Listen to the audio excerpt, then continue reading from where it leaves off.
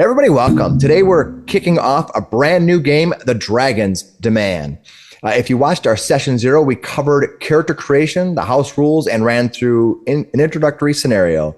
If you didn't catch that or just want to refresh your memory, the house rules and character stat blocks will be in each episode's description below. We use that space for quite a bit. I also put my daily, when I'm shopping list and whatever. So if you're curious, it's handy. Yeah. What do I need to? Okay. The Dragon's Demand is a Paizo published adventure originally for Pathfinder First Edition. I've converted the entire adventure to Second Edition remastered, as well as embellished the encounters and certain story elements to mesh with Second Edition rules and our very own playstyle. Basically saying I messed with it. So you can find the information on The Dragon's Demand, including the artist, the author information, and where you find this module in the description below. See, I told you we use that for a lot.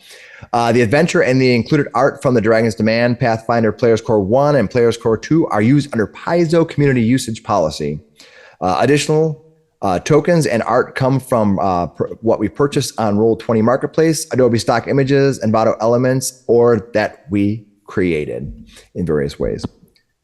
Let's see. Music played during the series has been licensed from Monument Studios, Artlist.io, Envato Elements, and Tabletop Audio. And sometimes later we add a few here and there. All right. So I'm not going to spend much time on this, but I do spend an incredible amount of time and money filming and editing these videos outside of all the preparation for maps, adventures, and so forth. So I'm asking if everybody here can please like and subscribe. I would greatly appreciate it. That small action you take on your part will hopefully allow us to keep publishing these videos at a minimum quality that you deserve. I mean, really, we're doing it so you can have a good experience. So hopefully you can see it that way and hit that subscribe button. So you can comment too. Yeah. That's right. Although since this is episode 1, let's start out by having everybody go around and kind of just personally, we haven't ever really done this. Personally go around and just kind of introduce yourself to everybody. We have all these boxes that you see around us. So let's get to know them just a little bit. We won't take a lot of time, but I figure it'd be kind of fun to get everybody a chance to talk about themselves. So, tell us who you are, maybe what you like about Pathfinder in general or this adventure, and maybe some unique fact about yourself. How about that? Let's see. Let's start with Zach. Okay. My name's Zach. Something I really like about the Pathfinder 2e system in particular is the 3-action economy. It's whenever when I'm talking about RPGs, I bring that up, where it's an interesting new way to do it, where, obviously sometimes you kind of have a lack of things to do in, 3 actions, but it's a lot more,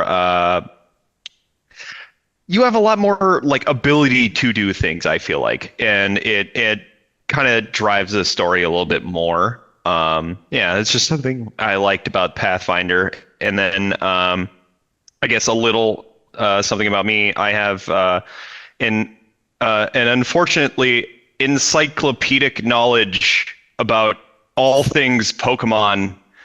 It is my brain rot, and I know too much about too many things Pokemon. Well, that's cool. That's awesome. We're all kind of nerds here, so that's actually you get a lot of nerd cred for Pokemon. So. Cool. Let's go on to Eric. Eric, why don't you do the same? Kind of tell us who you are, something maybe you like about Pathfinder or this game, and something unique fact about yourself. Yeah, I'm Eric. This would be my, I think, 3rd attempt making a character for a Pathfinder or Pathfinder 2 game. I've grew up playing a bit more Dungeons and Dragons. One of the first big campaigns I was in was a 3.5 campaign back in college that I had a lot of fun with. And Pathfinder kind of has been based on that a little bit. And I think it's been really interesting to see I feel like it has a lot more nuance to the mechanics. Like it might be more to understand, but it's gonna, I think, be more engaging as a sort of mechanical RPG. And I don't know. Fun fact: my very first D&D character ever was in art class in elementary school, and I came in late, so they named me Airhead. I got Airhead the fighter. Yeah, his int was like 7 or something. Yeah, they might have been being mean to me, but I did enjoy playing D&D. Let me note that down for later. Cameron, let's just kind of go through it. Cameron, why don't you do the same thing? Yeah, I'm Cameron. I am excited about this Pathfinder game in particular because I've been looking a bit more about the system, and I'm curious to see how this group, who half of us we've been together for quite a long time, and our previous Pathfinder game was pretty long, and I'm interested to see how we do the tactics in this really in-depth system, and see if we can survive Alan's diabolical plots. Interesting fun fact about me is one time I went to a St. Paul Saints game, and I, because of family connection, got to hang out with Bill Murray for the day. He said he liked my hat, so. Very cool. That's awesome. That's amazing. Bill Murray, if you're watching, you're wearing. Bill Murray, if you're watching, say hi to Cameron below. Yeah. So, And he's definitely watching. he's probably one of our biggest fans. You know. We were going to be Dungeons and Murray because I'm such a big fan, but you know, he asked us not to. All right. Graham, why don't you give us a little bit about yourself and game and all that stuff? Oh, well, I'm Graham, I guess. Did you check? Yeah.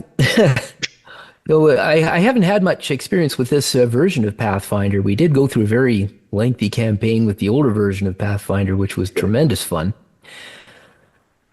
But I'm looking forward to playing a fighter this time who's just sort of a straight up tank and don't have to be charismatic. I just have to go in and bash things. And fun fact about me, well, I am obsessively passionate about natural history, and I have been involved with some field research, and probably one of the few people in the world who can boast that I've taken a nap in a bald eagle's nest. Okay, comment below if you've taken a nap. Wow. They built them that big, huh? Wow. I don't recommend it. They're not that comfortable and they stink, but do the bald eagles like to cuddle? I don't know. no, they like to circle overhead and call, but they're not too keen on cuddling. No. I just saw one during the intro to the Eagles game earlier today. It is Sunday, by the way. All right. Nate. So Nate is, I'll give a heads up to everybody. Nate, he's didn't do the session 0 and he was not feeling well today, but he said he wanted to do this first episode. He did not want to miss it. So he is a little bit under the weather today, but he's gonna get through like a champ. Yeah. And I told him, I was like, you don't have to do it, but he was like, yeah, I really want to. So awesome. So Nate, thanks for fighting through your illness and coming on. Why don't you tell us a little bit about yourself, Pathfinder, and something interesting? Sure. As Alan said, I'm a little under the weather. I got the old flu right now, so I'm from home. Otherwise, many times I'd be over there with Alan and Mike. But I was going to actually bring up the 3-action economy as well. I think that was a pretty nice new feature for Pathfinder. Also played the old game that Cameron mentioned for years. That was Pathfinder First Edition, if I recall correctly. Anyway, big, long campaign, and the characters we had in there were fun and memorable. So I'm excited to basically build some new memories with these guys too. Fun. I don't know. The first thing that came to mind for me was that I'm a big soccer fan. It's kind of blurred out and behind here, but if I ever turn this off here, we can see that I got a wall of a bunch of soccer scarves from all over the European leagues or Minnesota football clubs like Minnesota United, Go Loons. And so I like to watch. I used to play, but I was only so. So I'm not doing that professionally. All right, and Mike, you are the last one on the list for everybody, and I'll go last. Right. Yeah. I'm Mike. Hi. Let's see. I like the versatility in the character creation aspect. I mean, the 3-action economy is really cool too. I like a crunchy game, and this is crunchy. It's pretty crunchy. But yeah, I love being able to just go crazy directions with the characters. You can just like do just crazy fun stuff, and I'm excited to play. So it'll be fun. Interesting about me, crap. There's fucking nothing. Whatever. Not interesting. The stories Mike tells me. We have to keep it safe for work. Do we? I mean, Well, yeah. I've seen some. This ain't work. Well, that's true. Yeah, was it Dungeons and Drones After Dark? After dark. Yeah, OnlyFans. Just If bleeps there's the rest of this whole thing out and plays it at the end of Yeah, the if there's a big empty space now, you know that whatever Mike said was not approved by YouTube.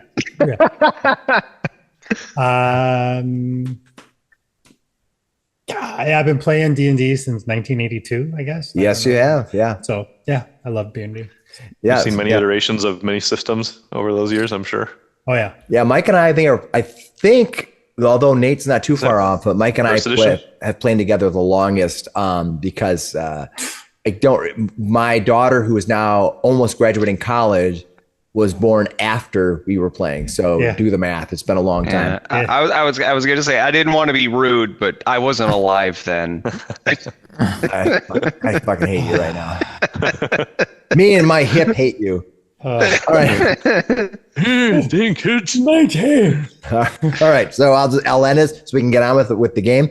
Thanks for chilling out with us. And so I'm Alan. I film and do all the tech editing and pretty much everything outside of the game, including this time around doing the module conversion and all that kind of stuff.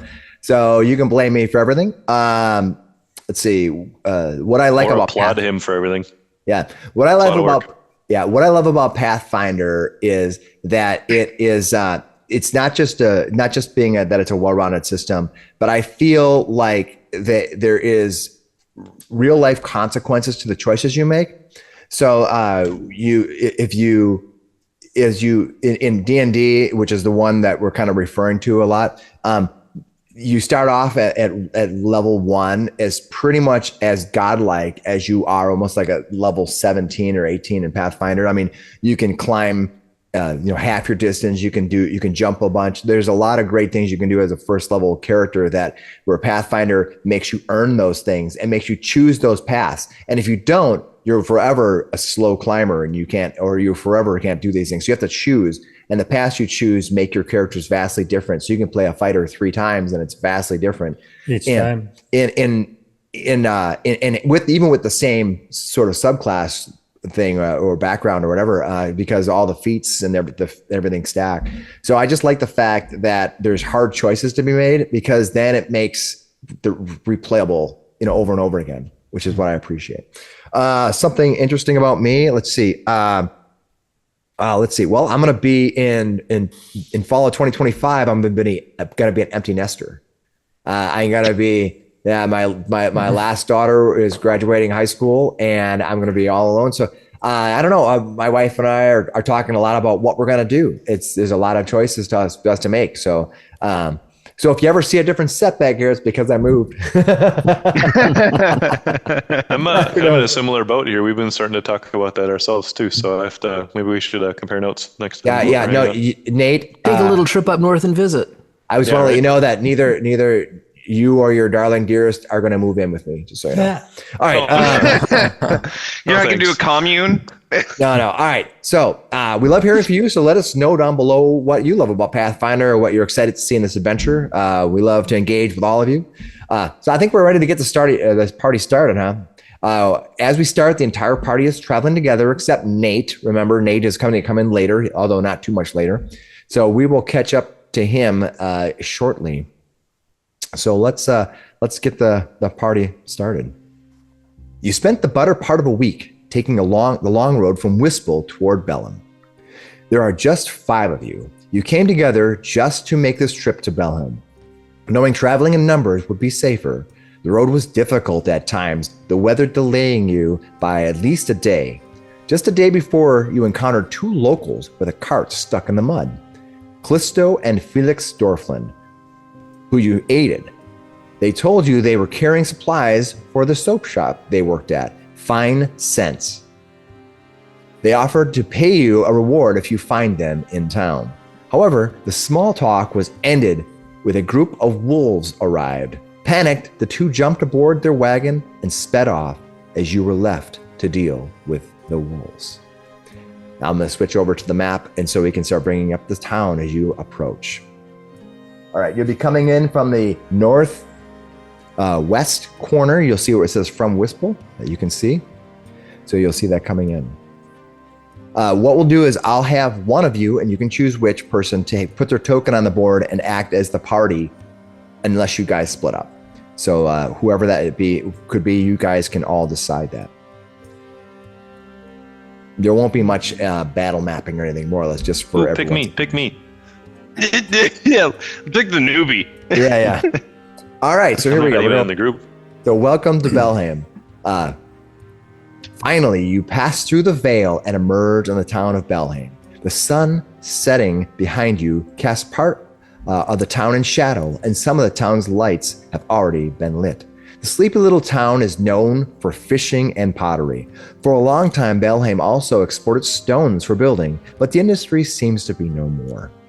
Belhaim is overseen by Baroness Origina Devi under the Taldor banner.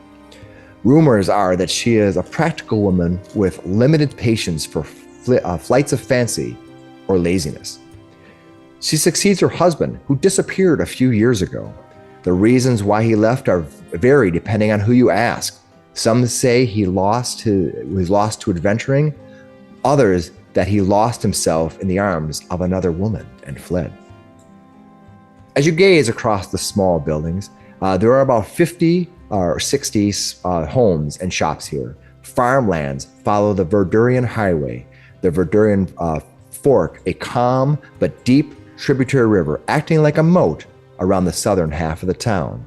I'm going to try to give you a little tour as you go through here.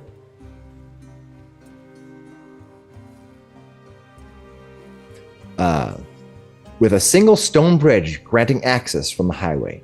At the center of the town is an open-air amphitheater and two churches, one for Abadar and one for Shellen. You can see that right in the middle there, and I'll see if I can do. I'm going to see if I can do this. If I can do the ping, see if it's going to work. Oh, kind of works. Doesn't really focus in very well. All right. Across another bridge to the east, you can make out a rather large estate. South of the bridge, which is probably the home of the Baroness, and a windowless multi-story building to the north with a glass dome. So you can see here is kind of her estate where she's at right here.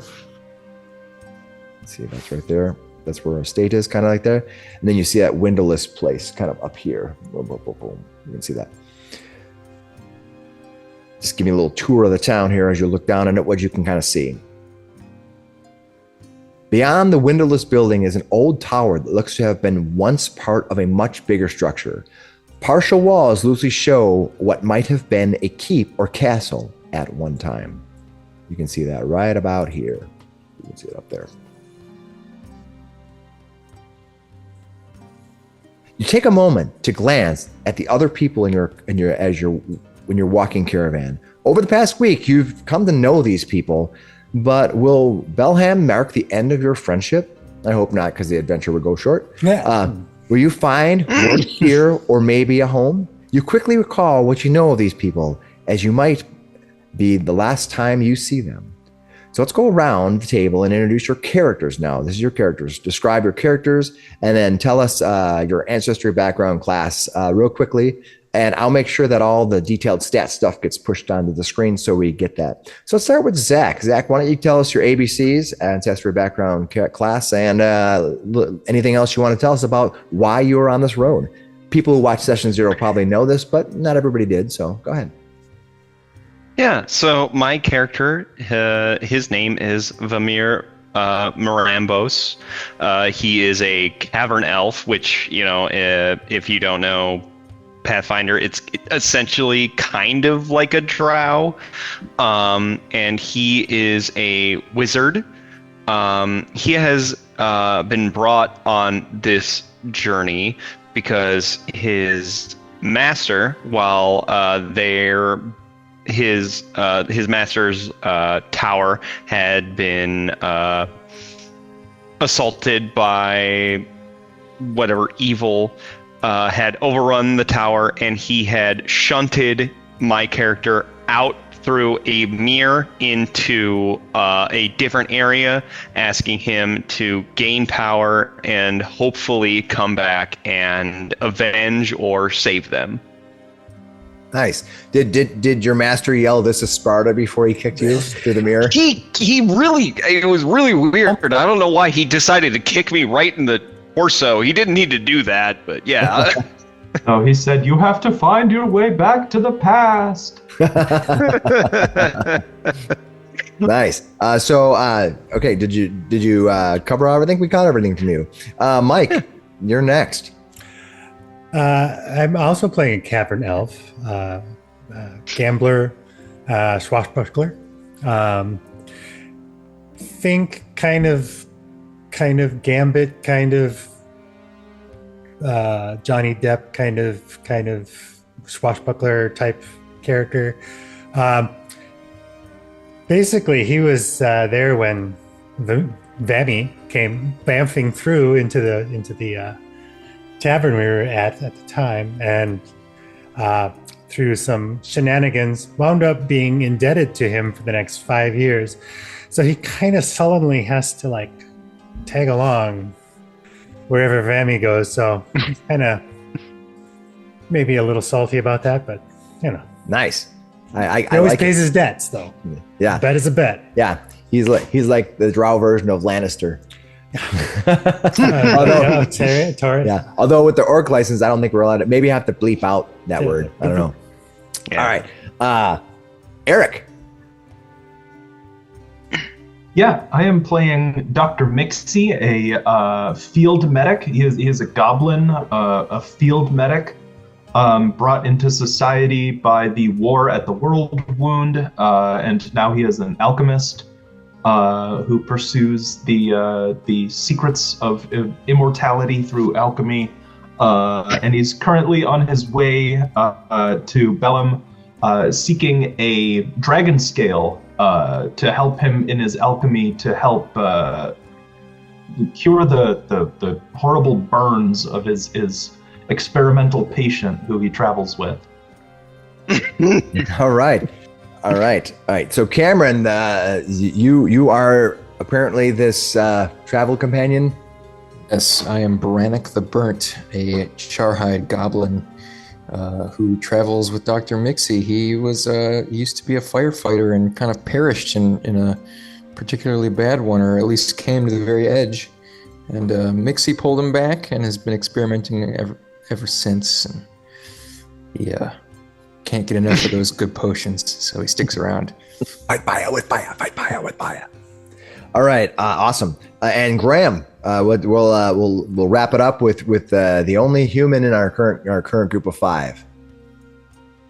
Yes, Zebari is a human fighter, and his background is as a guard.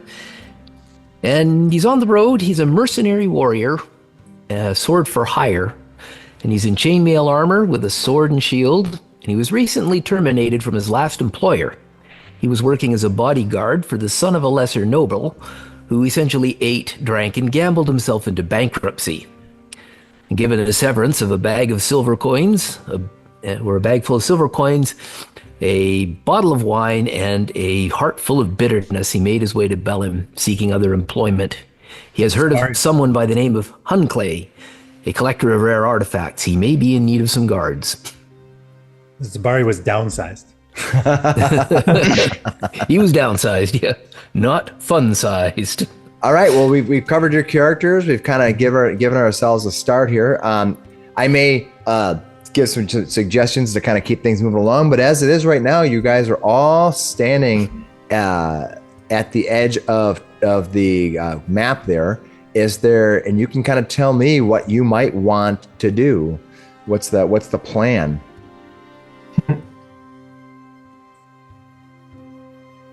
Well, I have to go in and find this guy. This Hunclay.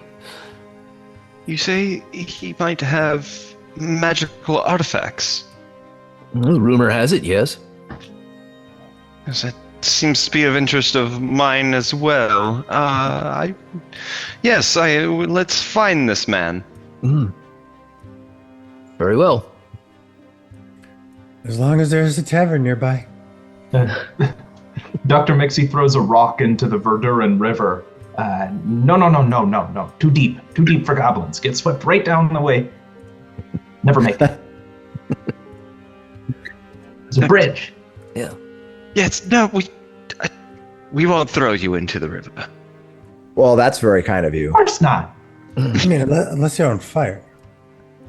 Well, don't give me a reason to. Yes, no, I think finding this man you speak of with these artifacts might be interesting endeavor. All right. Well, So you guys gonna head out? How are you guys gonna get into town? Are you guys going? It sounds to me like you don't want to try to swim across the river. Is there some Can other we way? just walk in, or are they gonna block us off? We're going to walk down the road to the bridge. Is that what you want We're to not do? criminals Would you here. do that? Go ahead and bring yourself. I think we over. just What year is it? What year is it? Do we know? Well, we didn't establish that this was going to be in the past. So I believe the current timeline is 47. I think it's like 4720 something. So we'll say 4719. How about that? We'll just say that just for the sake of argument. Yeah, of course we walk in. It's 4719. Goblins accepted. Nice. Or so they say. equal rights, equal fights. Yeah. I'll drink to that. Nice. All right. So you got to move yourself over to the bridge. You got it. Okay. Smells like human food. Yeah. All right. So the sun is going down, but it's kind of a slow roll for the sun going down. So it's not quite low enough where you can't see. It's just you kind of feel a long day, and I get that the blues and purples of the sky mixing with the reds, very colorful.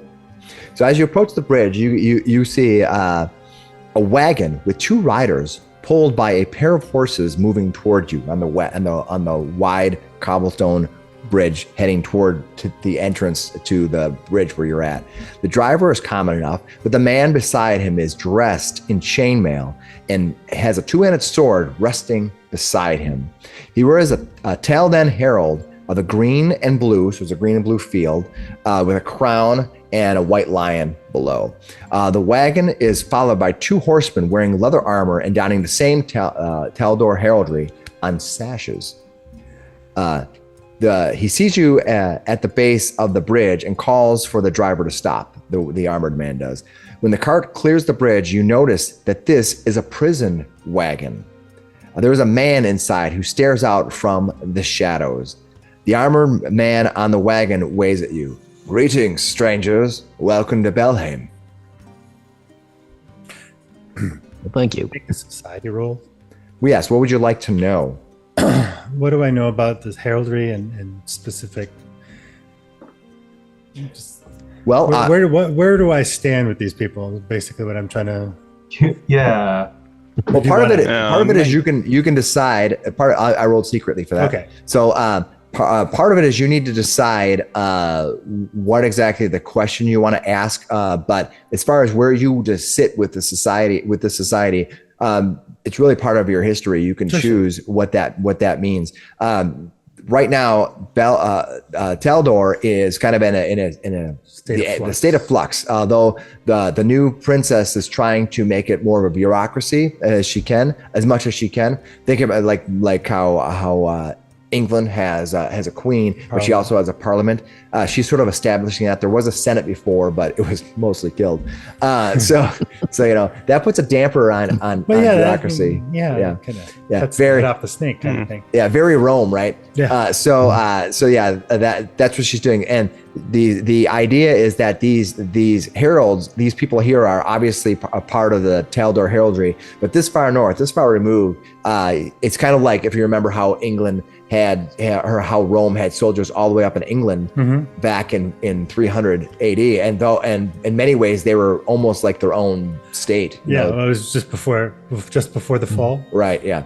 Or just after the fall, even. Yeah. Hopefully they don't fall, but that's kind of the situation. So as far as where you sit with them, I believe that you should be able to define that yourself, unless there's some reason in your history that says otherwise. But are these like traditionalists? I mean, they're like. They have no signs. They have no signs that say where they sit, other than the fact that they have the Taldor heraldry on them that associates them. So they're with part them. of the nobility. Of some sort. They give with that society roll that you did. You think that these are not nobles. You think that these are probably could be soldiers, Functionaries, or maybe they could be like guards or something like that. But they are not nobles. They're the popo. Yes. Okay. 5-0. Can Dr. Miksi hide? We're in the woods. Can Dr. Miksi hide? Maybe he wants to try to hide and get a look at the prisoner. I believe that you are on the road, and I don't think it would be convenient for you to hide. I think they would see you coming, and you weren't, as he was coming on the road, I don't think you were saying you were hiding before. In the future, just for helping for game terms, we'll be able to do exploration. Yep. And when you do exploration, you'll be able to choose that you're kind of avoiding notice or whatever, and then you'd have a chance to be hidden before things happen or things like that. We didn't do those things. So I will say, because we didn't specifically say that, I'll give you the choice. If you want to hide, you can. We'll say you're trying to be off the path, and then I'll do that. So I will roll. Well, if we're already noticed on the road, I guess I could just scuttle up to the cart and peer through the bars of the prison cart. Sure, that's perfectly fine. Looking inside, you see a I would say probably weathered, well-traveled man, quite rotund, with a beard that's several days past growth, and he looks to be tired and worn out. He kind of lifts his eyes up at you and kind of gives you that look, like, what are you looking at, kind of thing. The person who is speaking to you, he looks down at you as you lean over, and he goes, little goblin, that there is no longer a friend of Belhaim. What brings you here to town? And you think that when you looked into the prison gate, he was wondering if maybe you knew him. Yeah, just checking. Guy in box. He looks totally fine. I'm a doctor. Yes, well, Belhaim could use your support then. I would like to. I am Sheriff Ben Hovey. I think Vamir steps up. I can do that in between, and he's like, "Well, you say your town could use a doctor. What seems ill in your town?" Oh no, nothing like that. Just that people with skills are always welcome. Yes, and why is this man? I'm sorry, I don't mean to intrude upon yourself. Why is this man being carried away? The point here is he's never seen a cage before. He looks out and he goes, "Oh, it's no secret. This man was captured for smuggling." And we're smuggling what? Well, that unfortunately I can't reveal. But this gentleman here we're taking him down south to the southern towns to let him face his wrath. We have no real prison here, but I shall be gone for a few days, he says. But don't let the absence of a sheriff make you believe that you can get away with bad behavior. Shenanigans. Oh, no. I look over at Slick Willy. We mean no harm to this town. No. Well, but I'm sure you have a tavern somewhere. Oh yes, just on the other side of the bridge here, you'll find the Wise Piper Inn. There's a tavern there, and there's plenty more beyond. I believe that the Wise Piper Inn doesn't start serving until after dark, so you might dinner anyway. You might have to wait a bit, but should be dark soon enough. Not wishing to get started in the evening, but I have a schedule to make. He gives you a nod and he says, "If there's nothing else, I'll make my leave and leave you to your evening's rest." I'll give him a nod as well. Yeah. All right. Yeah. He gestures to the driver, and the driver gives a little lurch on the reins, and the horses begin moving forward. The two soldiers behind him moving back. The person behind in the prison cart kind of doesn't even look at you. He just sort of looks down, and as the wagon begins driving away. What would you like to do? I'll turn to Slick Willy. There seems to be some sort of undermarket in this town. Every This town man's- has an undermarket. Just need to know where to look. Oh, I didn't know that. That's good. Thank you. Why keep you around? For another 5 years. Yeah. But Yes. You- Slick Willy, you feel a goblin poke you in the leg. Hey, you buy things? You sell things? Dark markets? we shall see. We shall find one. Well, I Okay. personally am in the market for a little food and drink. Let's go find the Wise Piper. Oh yeah, I smelled human food. Cross the bridge. I am all for that as well. All right, you cross the bridge easily enough. It's wide and there's very little traffic this late in the evening. As you cross the other side, you see that there is a garrison. There is a garrison here that exists, and that garrison has a few soldiers outside. Two of the soldiers look up to you, but they don't seem to be paying you too much attention. You don't think they're going to do much as long as you keep the peace. Beside them, across the street right here, you can see an inn that has some glowing lights in the main room. It looks like there's probably also a tavern or some kind of a sub room to it. There doesn't seem to be any lights on in there. You see all the windows are wide open as it's a pleasant summer evening. As you look through the door, you can see that there is a man in there. He looks to be moving around holding a stick of some sort, but you can't make out details. What would you like to do? Go in. Is there a particularly good smelling dumpster anywhere where there might be food scraps? Good smelling dumpster. That sounds like a contradiction in terms. Yeah, but if you Sounds like a I'm an grunge. iron- Good smelling dumpster is a grunge band. I am thinking an the same iron thing. gut goblin, and I'm able to subsist on garbage in populated areas. You think that they probably have pig barrels in the back, where they probably throw their scraps and sell them or trade them to farmers around the area for various maybe pigs or for fertilizer or whatever they're going to do. What is a tavern? Yeah. You get Oh, delicious! There is a melange. bar. I think I will send Slick Willy. Yes, there's the bar over there. I'll find us lodging for the night, and I'll rejoin you. I'm gonna go get a room. So you're gonna walk into the Wise Piper Inn. Yeah, I'm gonna get a room for us, and I know he wants to just go to the bar. Yep. It looks like the tavern. You enter it through the foyer of the inn. It's like inside of there, and it looks fairly dark right now. They don't look like I have a lot of lights on. They don't bother us. That's totally fine. Yeah, we're All right. good. All right. So you're who is anybody not other than maybe Eric? Anybody not going into the Wise Piper Inn? Okay. Yes. Thanks. We'll be there in a minute. We don't even know where you are. Yeah. Maybe I am in then. Yeah, by session 9, you'll be getting close. All right.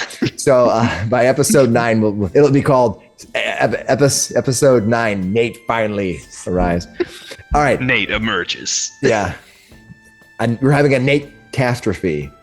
All right. So all of you are going to go in. You step into the Wise Piper Inn. A beautiful young woman She is standing behind the counter holding a quill and staring at a book. It's well lit in this area here, even though it's not exactly dark, but it's dark enough that the shadows of the crate inside spaces are darker. A gentleman wearing an apron with sleeves rolled up is mopping the floor. Another woman is staring out the window longingly at the day, consumed by her thoughts. Think about some woman kind of thinking out there. There's a tavern to the left of the desk within the room where the woman is. The only light in there comes from the open window. So it's like this light of all panels of windows, and it's kind of, you just barely get the daylight coming in. You see the shadows of a man inside there.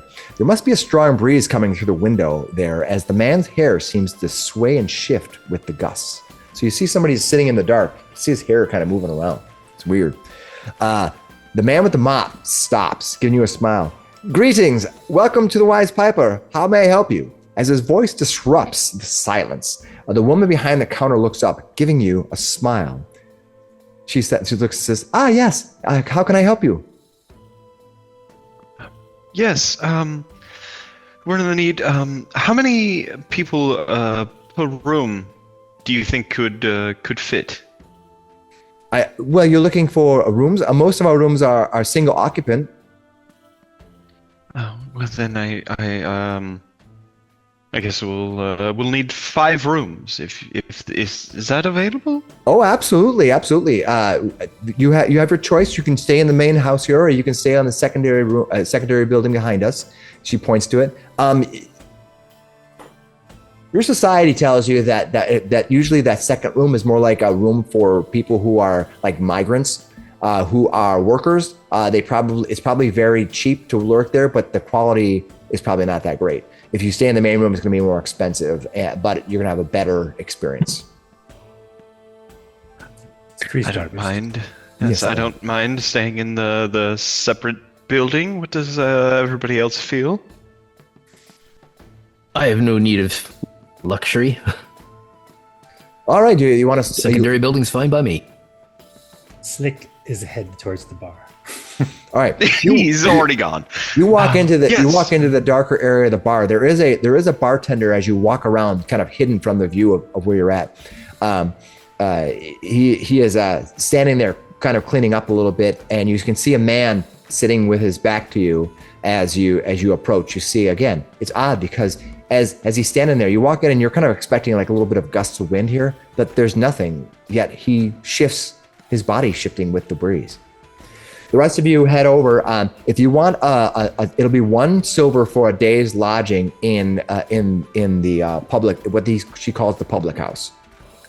So if anybody wants to get a room there, they can spend 1 silver piece, and they'll get a bed in the public house. The bed in the public houses usually will have 4 to 6 beds in a large room with almost like a barracks. Yeah, almost like a barracks. Yeah.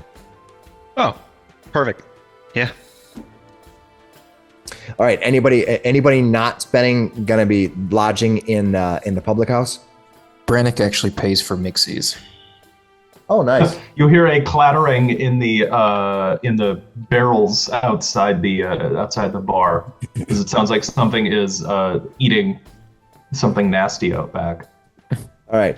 Don't mind that noise. It's he's somebody we know. You hear, oh yeah, fish bones.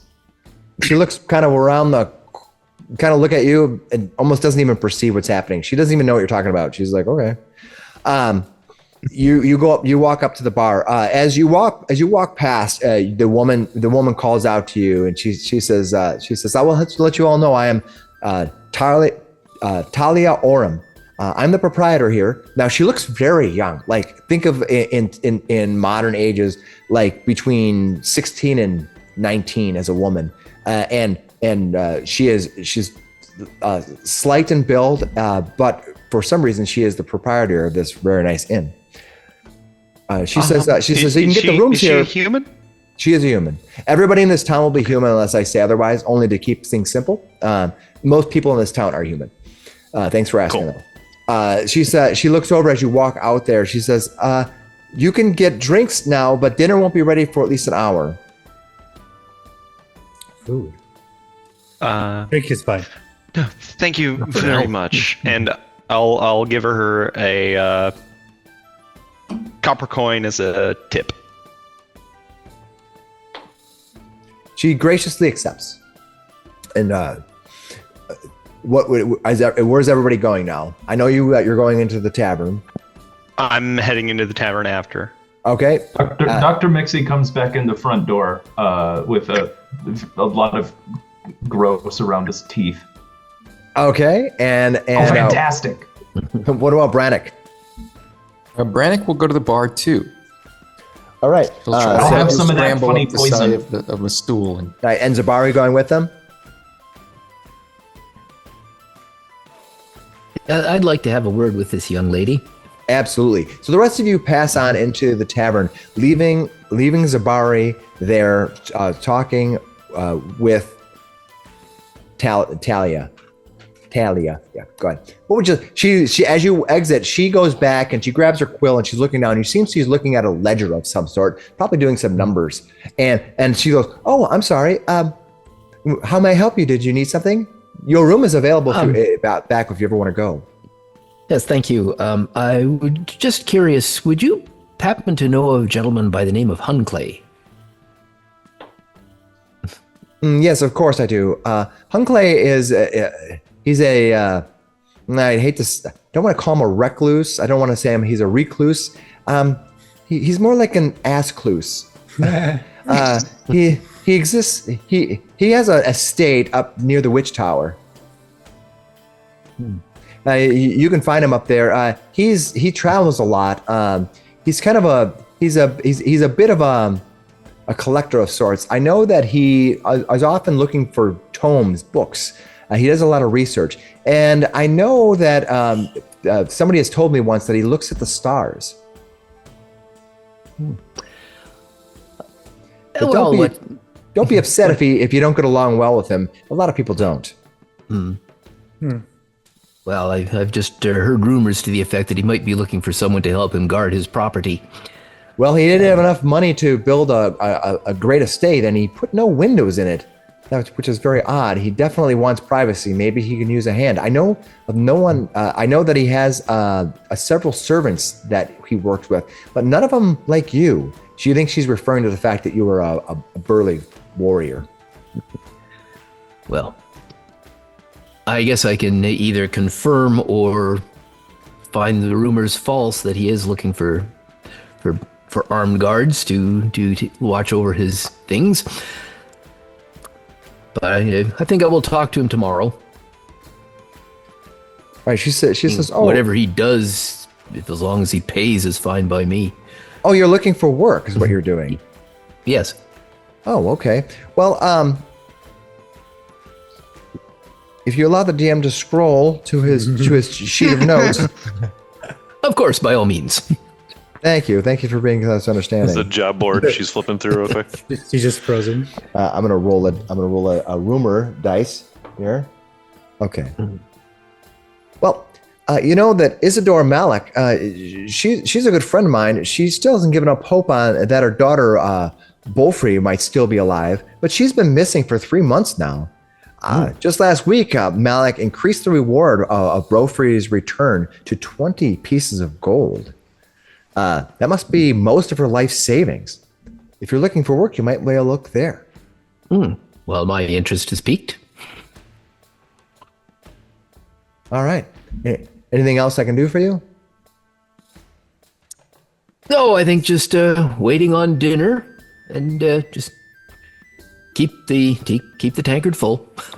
All right. As is the case, the rest you start walking in. As the rest of you walk in toward the tavern, the person who is sort of in the dark, the tavern keep there, he smiles and says, "Oh, good day, everyone. Good day. Allow me to get some lights on." He walks around and he begins lighting lamps around the area. I'll be right with you, and it's almost time to be serving dinner shortly. He walks in and starts turning on the lights. When you do so, you see a man sitting silently in the bar. Nate, why don't you describe to him what they see in the bar? Sure. Yeah, you Including see your- a very. Go ahead. Yeah, I was gonna say, just go ahead and give him your ABCs. Your Is his name Strider? You see a very handsome man with tanned skin. Looks like he's noble. He's wearing very nice clothes. Always seems to have a slight breeze wafting through his hair. And often There's no says, wind here. Why? yeah, and he's clearly a nobleman. Maybe not the fanciest clothes you've ever seen on somebody walking around, and you didn't see any fancy horses out front. But yeah, should I get into character class and stuff too? Sure, why not? We'll post it up and we can tell what it is. I mean, All right. Why is he so hot? Because it's not like something hidden. Yeah, he is a. Where'd my sheet go? Dang it. He is an oracle with the mystery, Tempest mystery. There it is. And but he doesn't look weird or deformed or anything. He just looks like a fancy noble man. unlike the rest of the group, I don't know what that means. Yeah. Wow, rude. He turns to look at the first person in, who if I recall, was Mike's character. Yeah. Slick Willy, right? Yes. Travelers, hello. You have some fellow early drinkers, I see. Come on in. The water's fine. This is actually late. Zebari walks in. Zebari!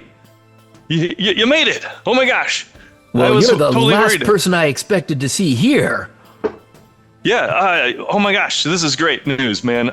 So you never guess what happened after you left. Man, that was boring. They obviously know each other. Man. Clearly.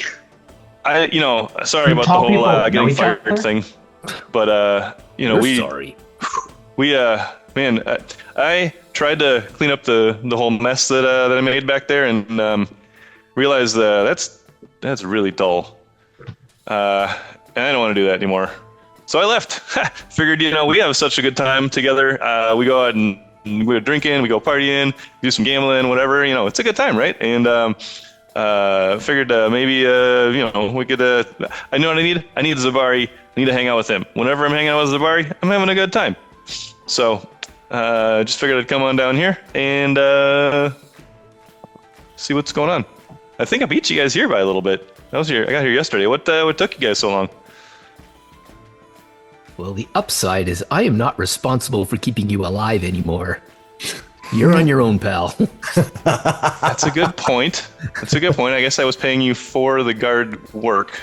Or I guess I should say my dad was paying you for that. Anyways, touche. Sorry, no hard feelings though, huh? No, not at all. Wait, Zebari. Can I roll This to guy see fired if you? there might be some hard feelings? Yeah, it's a secret roll. It's a secret. You think that there might be some hard feelings? Look. All right. Tell you what. Come on over here. I'm gonna buy you a drink. Maybe even buy a meal when they come up here. Hey, barkeep, how much is dinner again? Let me look at my sheet. Well, if you want a good square meal, it's to be 3 copper pieces a plate. All right. Yep, I can do that. Zebari, dinner's on me and drinks. And who are your friends? I'm the doctor. I already ate. And And you see him walk he's into the his patient. TARDIS. I don't know if he's Gristle. eaten yet. I He just disappears, open up like- a satchel and I hold something nasty and fleshy out to you. Gristle, I still got some left. You want some? I'm waiting for dinner. Thanks very much. Okay. Doctor, eh? All right, Doc. Who's your other little friend You over don't there? look like you need to be fixed up at all. I am Brannok. Is there any hearth in this tavern at all? There is, although it's summertime and so it's not been stoked or started. It doesn't matter. He's still just standing by the opening and just staring into it. Okay. Yeah. Interesting. In the evening on certain cool, chillier nights, even in the summertime, this farther north, they will stoke the fires, but not right now. Yeah, that's Brannok. We call him the burnt. I put him out before he burnt to a crisp, and I just haven't been able to keep him keep him unlit. Looks like it. If Brannok will let it happen, I want to walk over, hustle Brannok's hair, move over. There's only like 5 of them left. Yeah. Yeah, they're real singed Very out. little tussle. Hello, my name is Vamir. You know my companion here. Vamir, very nice to meet you. He'll reach out his hand to give you a handshake. He graciously accepts. All right, you feel a little bit of an electric shock. Nothing dangerous, but a little zap as he grabs it firmly and says, "Hey, there you go." Kind of like when you run Over your feet there. on carpet. That kind of Yeah, just a little static. Oh, yeah, just a static little electricity. little jolt. Yeah. Okay. Hey, put her there. Pleasure to meet you. Hey, maybe you can buy me around later, huh? Seem to be freshly broke now. I don't know if I don't know if Zebari told you all about my terrible undoing back in town, but no longer in the mill He is business generous personally. to a fault, let's say. He hasn't mentioned you or even made any kind of curt glance at you in the slightest. Oof, that I must have. I think I actually might have hurt you there, Zebari. Not even talking about our adventures. Yes, no, it's a pleasure to meet you. Adventures. My adventures. I'll As you guys- Does your back. father know you're here? Does let's not talk about him. He's also boring. Another round, please. I got this one, guys. you've got it. You just said you didn't have any money. I got a little money.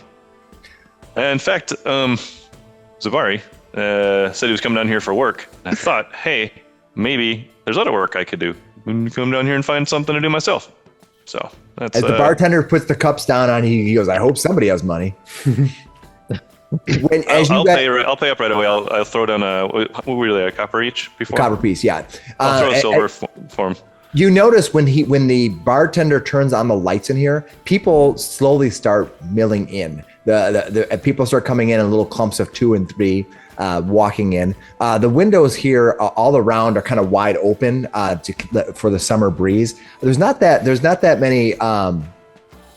There's not that many bugs that exist inside of town. There is on the road when you're out there. But there's not as many here. And what there are, they just deal with.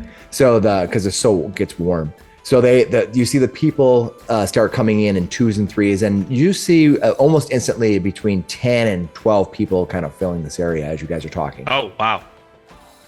Nice.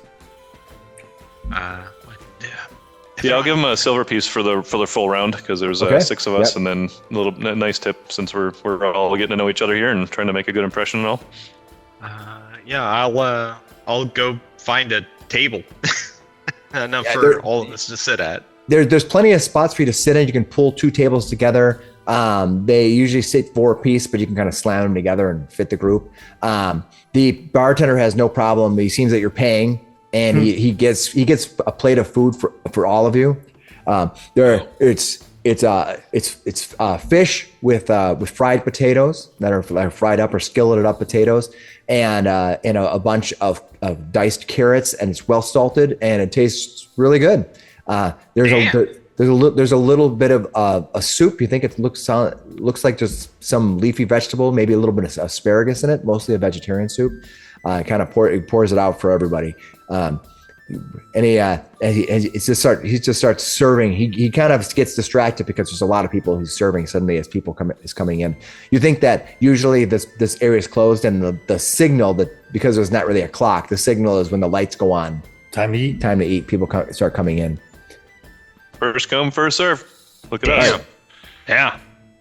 All right. Anything else you're gonna do as you sit here and enjoy the meal? Apparently, Shadwick and Zebari are catching up nicely. The rest of you are kind of come in and eating.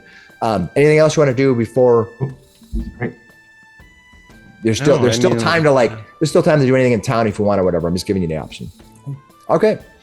So you guys are enjoying your hospitality at the Wise Piper Inn. Talia weaves through the crowd, expertly refilling drinks as she dashes by, while a bartender laughs aloud at jokes someone told.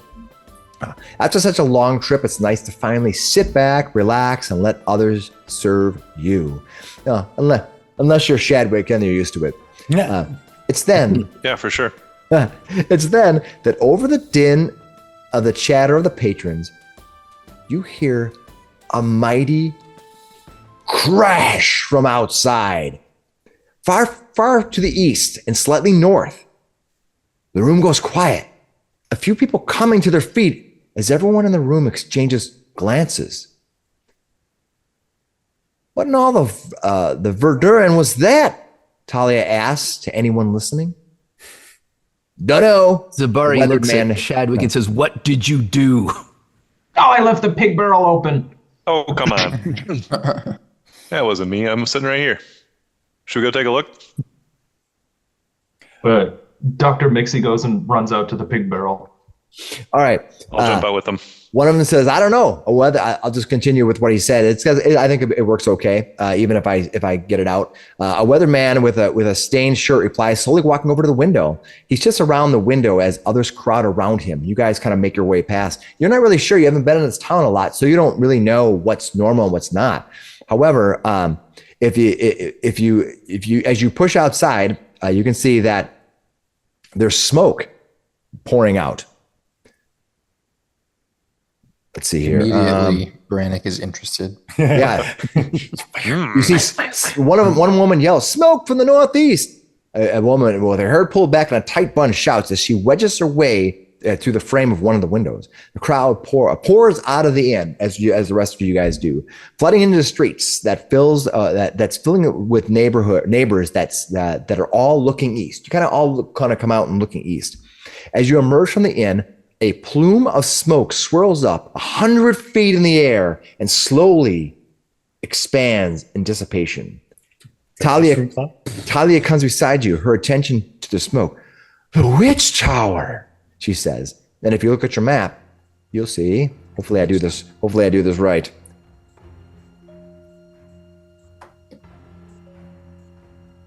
Well, that's pretty clever. Oh my God. Oh, well done. Boom! The witch tower crashes down. That's what you see, that's everyone. Like you see people in the streets kind of coming out. And they see this giant plume as that tower comes crashing down, and that people are just stunned. They're like, "What is going on?" Is that like up on a hill? Yeah, it's up on a hill. Yeah, Okay, so next to that Yep. big house there. Yeah. I just think we're like on the other side of the town. You guys are on the other side of town, but it's so huge, 100 feet of pluming. Most of the buildings here are 2 stories, so you can see clearly as day. You'll see that the length down below, it's not too far away. It's at 400 feet, so you're relatively speaking not that far away. You are. Let me get the map, get the dimensions out, so I can tell you exactly how far away you are. Well, that's new. That didn't happen yesterday. You're about 1,000. You're about 1,000 feet away, or a fifth of a mile. So it's not like you're so far away that you can see, and it's such a big explosion. Yeah. We need to do a bit of a jog, but Yeah. I think I know I'm going to start jogging and running out there. You're not the only one. The town itself seems to like almost, they're kind of stunned, but they're kind of doing that stun run where they're looking up and they're kind of moving quickly. It's kind of gathering the whole town to this explosion. So I'll grab like a couple of drinks. You can do that because everybody left. And we just left. So it's like mixing them together. No problem. You literally are able to get up to 6 drinks if you want. Just put them on your sheet if you want. If you want to grab 6 bottles, you're able to kind of pocket them. Nobody seems to notice because literally everyone's focusing on that. Oh yeah. If you want me to do a thievery roll? I do it secretly so that perfect. Yeah, so you can if people can actually see you. All right. So then you guys are all run toward that area. All right. Anybody not running to that area or doing something else other than obviously Slick Willy's being slick? The green soldier man, the tall one, said town needed a doctor. Yeah, they might need it now definitely more need it than now. ever. Brannok looks for like a if the town has like a little fire brigade or anything, like a All right. emergency kind of group. You look around, you see that people in general are running to that area as you're running there. Are you going to run to the tower, or is there something else you want to do while you're in town here while everyone else is basically pouring over there? Scuttle quickly. All right. You can see as the town is gathering around the rising hillside that you can see. First, you notice a rather ominous 3-story manor, complete with a glassy dome tower rising from the center as you pass by. That would be this one right here. All right. The manor is well kept, but the crowd is staring at a pile of stones and shards from stone floors that jut out at places. So you can see this towers fell, and most of it's just collapsed. But you see part of a second floor that kind of mounds up to it, and just broke. The building is just broken down. The ground around the destruction is still has been pushed aside as stones rolled with force away from the center to settle half buried in the soft grass. In front of the crowd are a man and woman wearing leather armor and carrying short swords that are still in their scabbards. Both of them have hands on their hips, one chewing a stalk of grass, almost stunned by what they are witnessing. The crowd talks quietly to each other, but not quietly enough for you to miss the word. Goblin, invaders, Labrador have mercy, the witch tower. What do you guys want to do? You guys come across this scene where people are kind of whispering. The crowd is there. You're almost behind the crowd, and you can kind of see that clearly there were people there that got there in front of you, and they're kind of creating almost a little wall between you and the collapse. Can I push my way through and be like, you mentioned goblins and the witch tower? Why don't you give me? What do you mean by that? Do you want to talk your way through, or do you want to try to force your way through, or do you want to meander way through, or what do you want to do? I kind of want to just be like, if I heard that, I want to like force my way through, essentially. Yeah, just give me a little acrobatics to kind of like maneuver your way, in and out of the crowd. What'd you get? That is it's 20. 20, nice. Yeah, you're able to kind of if you ever been into like a big event where you kind of push your way through and you meander your way up to the front of the crowd. Yeah, the rest of you see Vamir just kind of disappear through the crowd. You come running up. You kind of running up afterwards. Actually, I'm gonna give you. Why don't you give me a seek? All right. I'll let you give me a seek. Yeah. See if you can even see him in the crowd. Yeah. What'd you get? 10. Yeah, you come running up, you bottles clinking in your bag, and you kind of look around. You don't even see where he went. He disappeared in the crowd. You see some of the rest of rest of you, and you don't see the goblins. They've kind of probably faded into the crowd as well. The only one you can see is Zebari and maybe Shadwick, if Shadwick is hanging near Zebari. Yeah, it would be. Yeah, because my idea is like I'm not looking back. I'm just running through. Absolutely. Well, I guess I'll sidle up next to the Zebari. All right, just reading ahead here. I hold out a bottle. All right. You hear as you hear them talking. The people. Somebody comes walking back from the hillside as they were talking to those two that were standing up there, and there's like, and you hear them want to say, "There's dead goblins up there." How many? Probably a dozen. A dozen dead goblins. That's what I thought I saw that. That's what you hear. That's what you're hearing from here up front as people are talking amongst themselves. Mm-hmm. Yeah, and I'm trying to keep moving up to get to like whoever is in charge of this like investigation. I keep moving forward. You see these two, this man and this woman that seem to be a little bit stunned and perplexed by what's happening. They're just staring at this fallen tower, and they just don't know what to make of it. They're looking at it like, what's going on? And are you gonna break from them and go talk to them? Yeah. All right, the rest of you, and you can see him kind of walking up. He's actually through the whole crowd, and he kind of starts walking up. The rest Willy, of these, I think that one's mine. Give me that. He'll take the one that you started to hold out. All right. So here, Vamir, you start walking up toward the two who are up there, and they're kind of sitting up there. And one of them says, "Do you think the witch did it? Why would she destroy her own tower? I don't know." But the first one who has the sheath in his mouth says, We have to get the Baroness here quickly. You come walking up as they're talking. They turn and notice you. They're like, oh, stranger.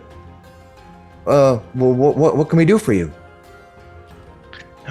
I'm here because of this. I heard this calamity happen. I heard mention of goblins and a witch. What can you tell me of this? The witch of the tower. He says. You must not be from here. The witch who destroyed the Canticleurs. There was her tower. You hear her moans at night. He points. But where did she go? This was her refuge. None of us dared enter. And now it's been destroyed. And you hear somebody from the crowd and says, crowd and calls out, "It was fucking Hunclay. He wanted that tower down." In the way. That's what one of them yells. And I look at the witch. What was she? Is she? I'm so sorry. I know I'm just showing up here. The witch and Unclay? Who? What are they speaking of? He kind of grabs you and pulls you in almost to whisper to you, and he says, "Hunclay over there," and he points to the big manor house that's sitting next to the witch tower. It's pointing right here. He points to that and he goes, "This is an observatory." You look over and you see a glass dome, and out the top of a glass dome you can see a solid glass dome. It looks like a place where you could look at the stars, things like that. He says to you, he was asking for months to buy and tear down the witch tower, but Baroness Devi would not sell. That's where she lost her husband. Baroness Devi. Yeah, her husband went in to explore the witch tower. It had been abandoned for almost 200 years. He never returned. That's been 2 years now. 200 years. Could you disappear to in such a tower? I don't know. I would not. No one in their right mind would have gone in there. You don't want to face the wrath of the witch. You said that it was unmanned for 200 years, but that people still in this land fear the witch? Can Dr. Miksi sneak up through the crowd and join him? Yeah, no problem. Miksi comes walking. Dr. Miksi comes walking up. The soldier tells you, "Are you kidding me? Witches don't age." Get some sense, man. Don't age. Get some sense, man. That's what he tells you. Laughs you across the face.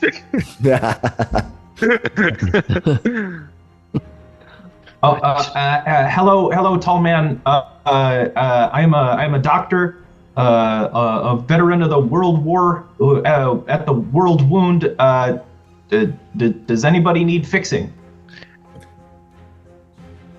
Well, there's some goblins up there, but I don't think they need any fixing. Please don't listen to her. They are beyond repair. The other one says, "Yeah, there's a couple goblins up there. We didn't even. Where did they even come from? They must be horrible. They're just creatures, but I don't know."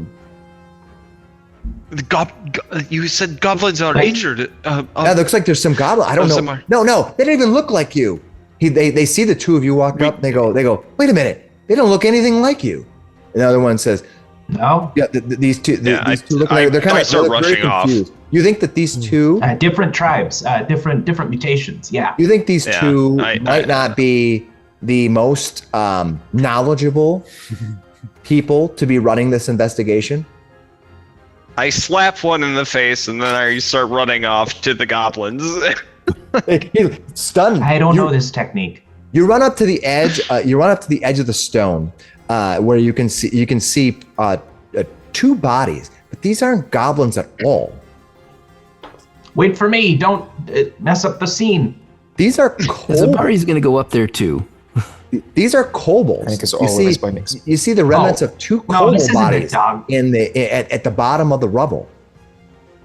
That's not a goblin at all. No, this isn't right You have at to all. climb These are dog guys. God. You have to climb up the top of this little structure, and you can see them. And I'll bring the map up to help clarify what's going on a little bit. We'll go from this map, and we're going to move on to another map. I feel like we really need to report these guys to like a higher authority where they can't tell the difference between a goblin and a kobold. That's Yeah, we should get the Baroness here. She'll straighten this all out right away. yeah, she'll fix it all out. Oh, Zebari, where are you going? You tall people can't tell us little guys apart. He follows Zebari up to the Type to of the tall tower guy too. face blindness. All right. So what happens is you can see that there's this incline where all the stuff is kind of tipped over. The tower is tipped over. You see all the crashing, and there's it almost rises up to like a second floor there. You start crawling up, and just as you get near there, the crowd parts. Anybody down below can see the crowd parting.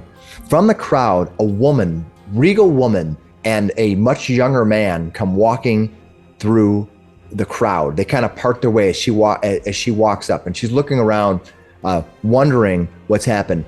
Following her is a younger woman who wears like black robes, and she's carrying a shovel like this, almost like nonchalantly carrying a shovel. You see that the woman who's walking up behind her has a slight smirk on her face, almost as if this is a happy day for her.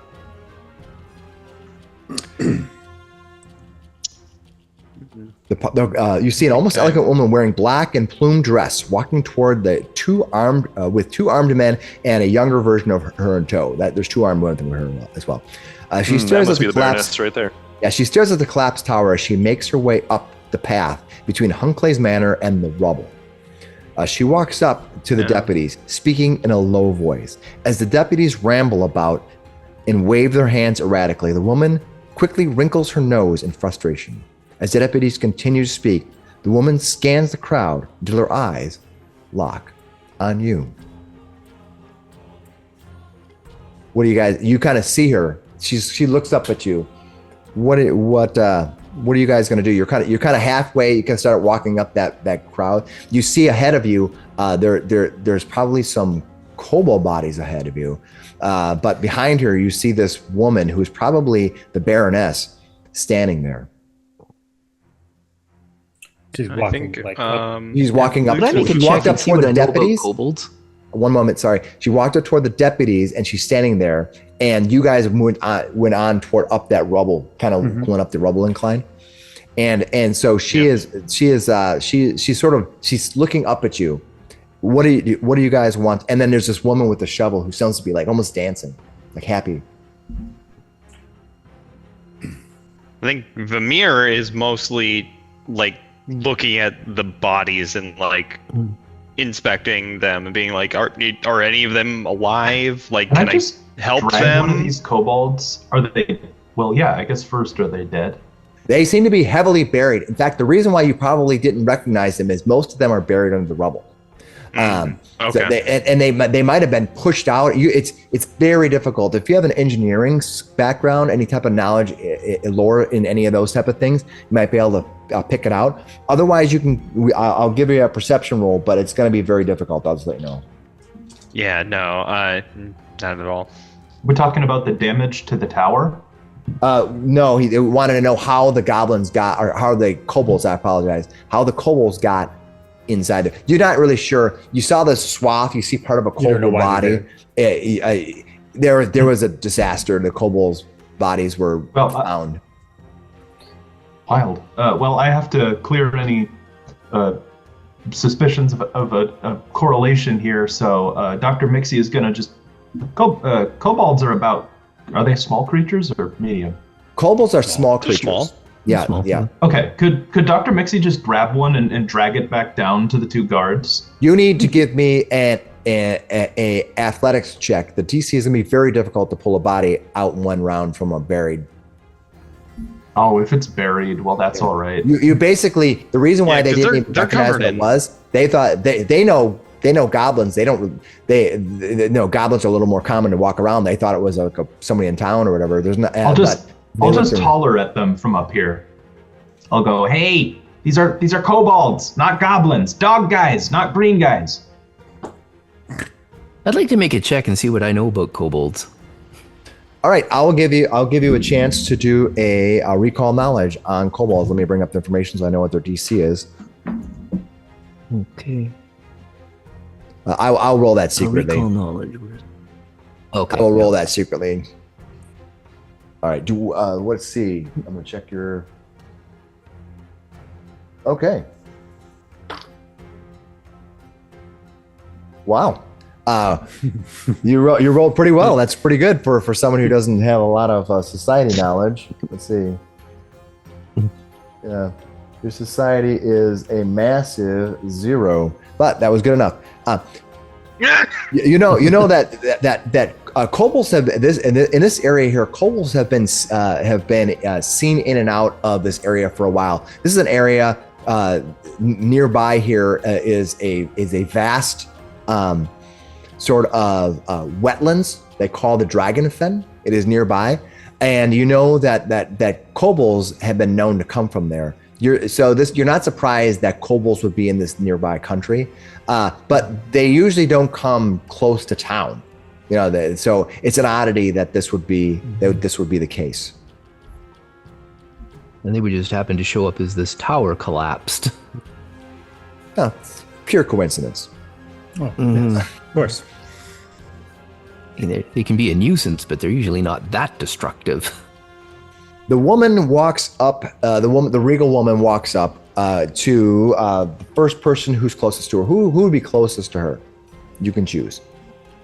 I'm at the kobold bodies. Yeah, Are I'm you- deep in the Both rubble, so Yeah. not me.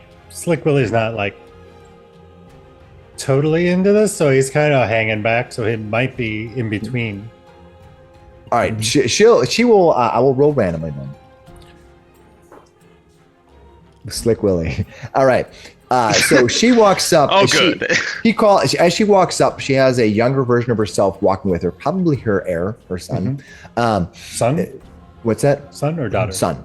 Okay. So, yeah, a young man. Couple guards with her, and then this woman who has a shovel, and she's kind of walking happily up the path. She says to you, "You there, sir?" Finishes off the bottle and then chucks it into the rubble. As she watches, she kind of watches the arc being thrown, and she's like, "Well, you can't do much more damage to it now, I suppose." Exactly. Well, today is your lucky day. Mule and Hard here can't handle this situation with the sheriff on hold, and I can't hold their hands either. And I want to know what happened here. You seem to be a capable bunch. If you go in there and look through the rubble, and you can find out what happened, why there are kobolds, and she kind of looks back at the 2 kobolds in my town, I'll pay you a lot 10 gold apiece. I'll go into the tower for that. While you're looking around in Shadwick the starts room, walking. while you're looking around in the ruins, keep an eye out for our local eccentric Hunclay. And she kind of gives an eye toward the building there. Seems somewhat suspicious to me that he's not answering his door. And she looks around and goes, "And I don't see him anywhere." Do you recall there was rumor that he was looking to Buy it and destroy it. buy it, tear it destroy down. it, right? So you can I'll see give her she's probably thinking, somebody wanted to buy and destroy it. I said no. Now it's been destroyed. Suspicion. Well, sure. Person of interest. Slick We're Willy. insurance investigators at this point. You see that bottle that you threw into the landfill here. It seems to be my telekinetic projectile, and I'm sending it back at you. Boom. Where are you firing it to? What are you aiming at? I'm aiming at him. Okay, well, you get that. Is it a hit roll, I believe? Mm-hmm. Yeah, it is a 2-hit roll. So hold on, let me pull that up. So D20. Already the fun begins. Yeah, it's definitely a miss. Yeah. Definitely It just a miss. shatters by your feet. You don't have a Yep. target ability for that on your spell list yet? Okay. I just need to put it on there. Okay. Yeah. Yeah, it goes whipping by. I horribly miss. The woman who is Baroness Debbie, she sees it whipping by, kind of rolling It across. goes in between them. Yeah, and she looks and she says that unskilled, uncouth creature will not be the one in charge. I will place you in charge of this operation. Oh, that's a good idea. I agree. Very well. And your name, sir? You can call me Willy. Well, Willy, I am Baroness Ortega Devi, and you may report to me. As it is, I will leave the soldiers here, and I will deal with this crowd. If you can find out what's caused this destruction, I greatly appreciate it. Any nonsense you find in there is yours. However, she stops for a moment and thinks, I wouldn't have thought. I thought it was all nonsense for you, but you may want to be on the lookout. The rumors about the witch, maybe not entirely made up. We had incidents that happened a few years ago that may have proven otherwise. She looks back at the tower and staring up at her. You don't get the sense that she knows more than what she's saying. You get the sense that she's questioning what happened 2 years ago herself. So she's not trying to keep anything from you. She's looking back at the tower like something happened there. I don't know what it is. And so this idea of a possible witch could be true. Okay. Sounds good. She says it is evening.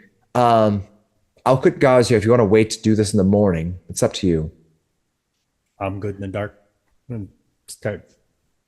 I want 10 gold. Okay. You see, you're going to talk to them because you just agreed for the group to do a task. So, Shadwick already agreed too. You started walking towards the rubble. All right. it's like a white and purple outfit. She's a saucy lady, Miss Debbie. Yeah, I think that saucy lady look up. All right.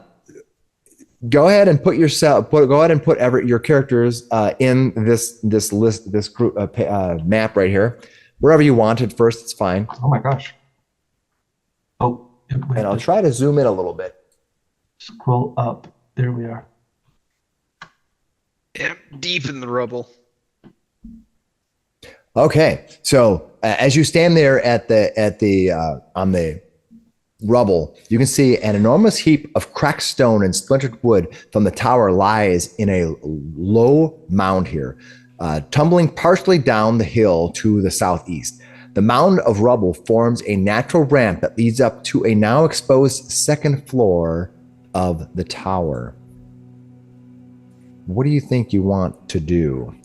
So, was it an explosion? I mean, is there fire or is there? There's smoke? no fire. There's just all that's basically It was when it hit the ground, there was probably a bunch of dust and debris and everything. It kind of hit and the big plume happened. Yeah, And then it landed. That wasn't really and smoke. It was people. It's like it's not like building fire. It's just that reaction of all of this, the dust hitting the ground so fast that it reacts back up, and then that was it. So it's kind of settled in.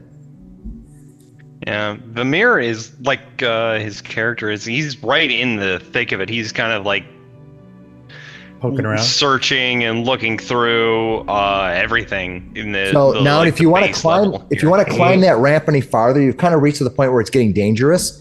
You're gonna have to give me some checks if you want to climb any closer in. I think at Vamir you're a little bit farther up than you probably would have been otherwise. I just want to. Okay, I can move back. That we didn't really have the map up before, so But anyway, if you want to go any further, you can try climbing. No, he wants ramp. to get into the thick of it. If it requires any checks, he'll give it a try. What exactly do you want to climb up? Is that what you want to do? He wants to get into the middle of this tower and start like searching. Perfect. Give me a athletics check to climb up. Tell me what you got. Ooh, can I? Well, I won't argue for acrobatics, but let's give it a I was shot gonna say, here. can I parkour up there? No. Yeah. Ooh. Roll No, a 2. no, he got a 2. All right. That is a critical failure. He falls down. All right. As he climbs up the rocks, he's trying to break it up. He's clearly not well adept at climbing these loose rubble. I mean, it's somewhat a special skill, but as he does, part of the rock loosens, and you see him kind of. The rock comes coming down. He falls back, and part of the rock starts tumbling back on him. When that happens, because it was a critical failure, you were going to take 2 points of bludgeoning damage as you hit the ground, and the rocks you see a bunch of loose rocks landing on top of you. You kind of roll up and block it, but you got a bunch of bruises on your arms. You just see him on the ground. He's got some tears in his eyes. Walk over. Pointy ears. So I will tell you, you can go up this ramp. You can go up this ramp. How many fingers is Dr. Miksi holding up? You can go up this ramp. You can answer to ask Dr. Miksi if you want. You can go up this ramp at a certain level. You can also try climbing this outer wall, but you think either one, you have to determine what you want to do. You can investigate some to try to gather information. You can just kind of go do it blindly, whatever you choose to do. I kind of rush in, so I'll just. Wow, this is not going to end well for you guys. Yeah, I know, but I'm not an investigator type. Nope. What would you tell me what you want to do? Neither of you are. He's gonna go up and like hold his hand out to Vammy and be like. So I'm gonna move you guys because you guys are not up there. It actually takes a check to get up. Okay. So to get up here, you need to climb. You need to climb this. You can either climb up this rubble or kind of go up the outsides. You can tell me what you want to do. That's what Vamir tried to do. What's the rest of you guys want to do? I'd like to climb up the rubble. All right. Give me an least. Athletics check. You'll know if you passed, failed, or. All right. You a little better. Yeah. I will move your character if that's fine. And you're gonna see Zebari climb right up to the top. No problem. You kind of takes you probably about you kind of do 30, 40 seconds of climbing, kind of 5 feet at a time, as is the rules in the game. But you manage to climb up. I because of this beginning, I'm not necessarily going to make you do a check every 5 feet, but later on, in combat stuff like that, more of the rules will apply. But I want to keep it moving. All right, that is Zebari. What does everybody else want to do? Could I actually, as long as oh gosh, what's his name? As long as Vamir's okay, can I investigate the kobolds? I want to know if they look like they were warriors or prisoners or what. Absolutely. Why don't you give me a check? I'll give you a check here.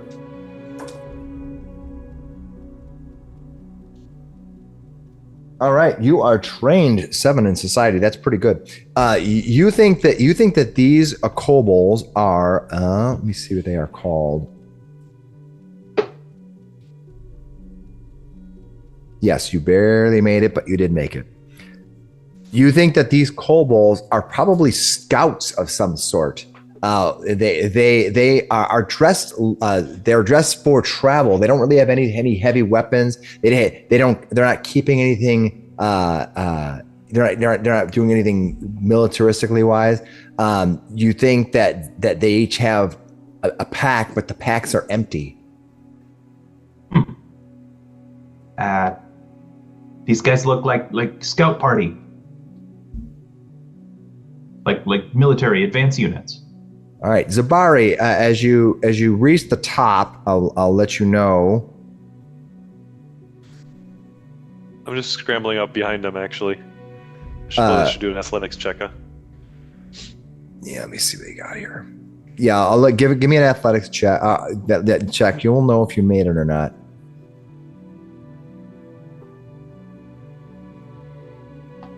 You said a 2 was a critical fail. That means I think a 12 is a regular fail. Yes, you just failed. You just could not advance. You can try it again if you want. Brannok will give it a shot to get up next to Miksi. All right, go ahead. 18. Yeah, no problem. You put yourself up next to them. What you can see when you get there, Brannok and Zebari, is it opens the sky above. This exposed upper floor contains only some smashed furniture and a sprinkling of rubble. A trapdoor is set in the floor against the northwest wall, but a stout timber has fallen across it. That may be a way in. He'll point over to it. Can I possibly lift that stout timber? You absolutely can. It's probably right here, I'm guessing. Move the map a little bit. Let me help. Brannok will come over and help Zebari. I will say that because this map comes from the PDF from the adventure, and the PDF of the adventure was written long before, from 2013, long before VTTs were out. The maps were relatively speaking small, so I ran them through a upscaler, and sometimes they kind of blur things out or make things a little bit difficult. But that's cool. At least wise, it's mostly looks good, but there are some details that I've noticed that it got a little lost. But otherwise, the map would be too small, and you wouldn't be able to see anything. It would look very pixelated. All right, so we'll say that it is right here. That is that beam. I'll try and get up there too. All right, go ahead. Well, my first attempt failed. All right, you just failed. You're just going to take some time. Just as long as you don't roll a 4 or under, you should be. You either fail or you make it. I'm gonna grab a rope out of my pack and give it to whoever's going up there, and I throw it up to him. Like, here, this will help us get up. Come on, we got this. I got a 19 in my second attempt. Yeah, that's your problem. Get yourself up there. Zebari, you want to lift that? Go ahead and give me an athletics check to lift it.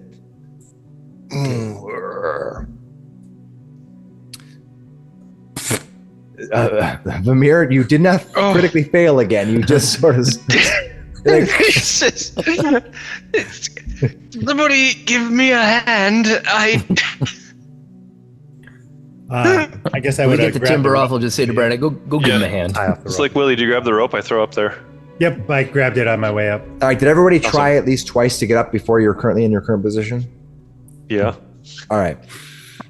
So after a while, you guys work together and you're able to move yourself up. Give me the rope back now. You use ropes. Thank you, Alan. You use ropes and you get yourself up. Because I know once you have the ropes out there, the checks are not that hard. There's still a crowd outside just watching us fumble around. Right. As you guys climb up, the kind of causing difficulty climbing up, you see Zebari take his massive arms, and just slides them underneath the beam. Just goes, whoa, Hulkamania, and just pulls the thing back and WWE style, and just kind of like moves it just enough and drops it. Boosh. It's super heavy, but he's able to do it. Oh yeah, brother. Yeah. He rolled. That was super heavy. Yeah. I elbow whoever's next to me and say, "Yeah, that's my guy right there." All right, You break my arm. Yeah, across the trapdoor, the wooden beam across the trapdoor is about 100 pounds, so it's not super heavy, but it's so long. You got to pull it off. Boom. Mm-hmm. Yeah. And probably wedged in there. Just Yeah, lift no up problem. one end and move it over. All right, what would you like to do? Open the trap door.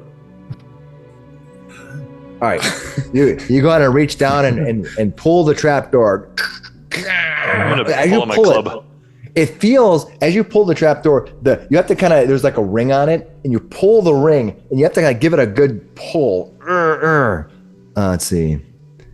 As you do, the door almost bends before it kind of boom lurches you back, because the door kind of yields from the earth, as if the door, this trap door has is either not been used a lot, or the shifting of the falling tunnel has caused it to be stick. As you look down below, you can see another platform below into the darkness. If you don't have dark vision, it looks black inside. Brannok has dark vision. Does he see anything down there? Yeah, so do I. All right, as you look down below, you see the top below. You can see a level below you. You see the tower's large ground floor has mostly collapsed under the rubble, but along the western portion of the room is a section that remains clear of debris. An iron trap door set in the floor there directly below you as you look down like another level. A companion door to the ceiling above, almost like this continues down. Shattered wood furniture lies scattered around the corpses of two small green-scaled creatures. You think these might be more kobolds? Is it dark in there? It looks dark. Yeah, it's pretty dark. Hold on. He fumbles for a second and pulls out a lantern. All right, I'm gonna go ahead and you're gonna light a lantern. You do that. I'm gonna reveal more of the area. And this area is a companion map, and I'll bring it over. Back up a little bit. I'll bring it over. You can see this is a companion map to that is the lower level that you can see. You can feel free to climb down, jump down, whatever you want to do to try to get down there. Just let me know what that's going to be. Brannok will kind of like fireman slide down the ladder sides. You said there was a ladder? Yeah, let me read here. I think it says that an iron trap door set in the floor is directly below a companion door to the ceiling above. Shattered wood furniture lies scattered around the corpses of two small green-scaled creatures. It doesn't look like there's necessarily a ladder. It's just like there's an opening. Well, I'm double checking and reading. Again, won't you? Yeah, where's that rope?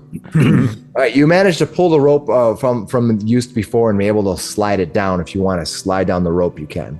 So go ahead and put your character next to at the bottom of that map, right about here. Yeah, as you come sliding down. Oh, there's dead things down there. Let the doctor down. And you can see that there's a trap door above you, and then that's open, and then right below you as you come down is another trap door. Almost like trap doors are stacked on top of each other. Yeah, I think Vamir goes right behind him. Okay. All right. As you land on this floor here near where these kobolds are, you can see you find a chipped over lockbox that has been broken, probably from the collapse. It's kind of smashed and broken. Its contents, 40 silver pieces, are scattered across the floor, kind of like they just follow the slope. That's what you see, and you see these two bodies of these two kobolds. Well, no one else is jumping at the silver. I will gladly tidy up the mess and pick those up. All right, Slick Willy bends over. Just a ladder? Yeah, there's not a ladder. There's a open door. You're come down that open door above, and this door is still closed. There's no ladder in between. You just kind of use the rope to climb down. And Zebari will stay up top because there's probably no decent place to tie the rope. So I'll just stay up top and hold on to it while people climb down. There's plenty of open, because of the broken rocks and everything. You think there's actually plenty of spots to tie your rope up there if you want to. You don't think it would take much effort. Okay, well, tie it to that timber. Well, then I'll go down too. Yeah, no problem. So you tie the rope up, and you kind of slide your way down. Who put a light source on? That was me. Got my hooded lantern here. It is unhooded currently. Check all right, guys. So what I want you to do is do 2 consecutive rings. One which is the 20 feet, and the other one was just the 40 feet dim light. You don't have to have the 40 of bright and 30 feet of dim. Yeah, 30 feet of light. So just put the 30 feet on there, but have the other one on in case you need to check it, because dim light definitely has difficulties for you to see. So okay. All right. Everyone. I think Vamir wants to look over these corpses. Light. Do All they right. seem fresh? So does the doctor. Yes, they seem extremely fresh. They look like they were probably, well, give me a medicine check and we'll find out. Actually, yeah, you can do a medicine check. I'll just let you roll it. Let's see. Not my best, but yeah, 16.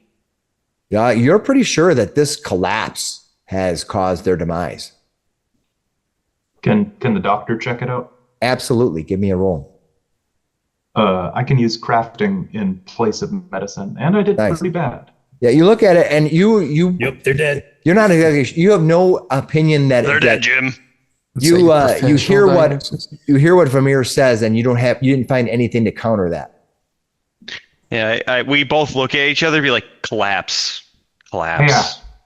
Dog things don't like rocks to the head. Yeah, no, yes. It seems like a collapse crushed these creatures. But Is that a why? door? Looks like it was Pull it a out. door. It was a door to the outside, but it's probably been buried. It's buried. Okay. Yeah. Got it. So, but you see another trap door that goes down farther. It's like the rabbit hole that brought Alice deeper. Well, So the rest of this area is just like caved in rubble. Yes, it's just completely difficult to just. I'm gonna search through it a little bit on the Absolutely. south side over here. Let me see what you find. But as you move through the rock, and you start pushing things around, you see remnants of broken furniture. Maybe they're some of these things could have been valuable a long time ago. Everything looks old, like everything is of a time beyond outside of the current day time.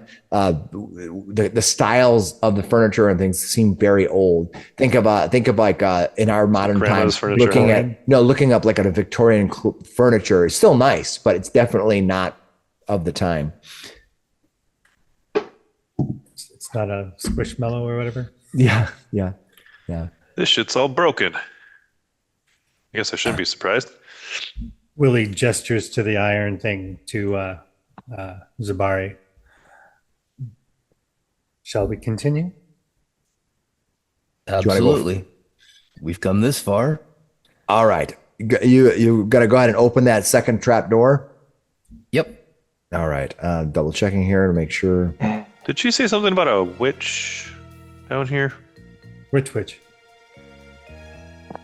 Place has been unoccupied for 200 years, apparently. I'm still pulling this out. He grabs his club. These guys occupied it till Very just a ornate. little bit ago. So what I'm going to do, Nate, is as you're asking the question, I'm going to give you a society check. All right. Let's These see. kobolds were moving in here and nobody knew about it? Ooh, only a 7. All right. No, I'm rolling it. Because I can actually give you I mean, you false might roll better than information. me. I can actually give you false information if you critically fail. All right.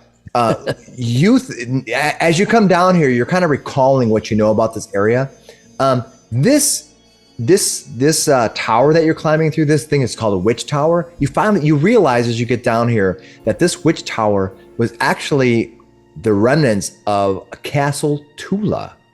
And Castle Tula was rewarded for a great warrior of several hundred, about 500 years ago, 400 years ago, I'll have to go to the date, who killed and defeated many dragons during the dragon age of the area. And she was rewarded this castle years ago.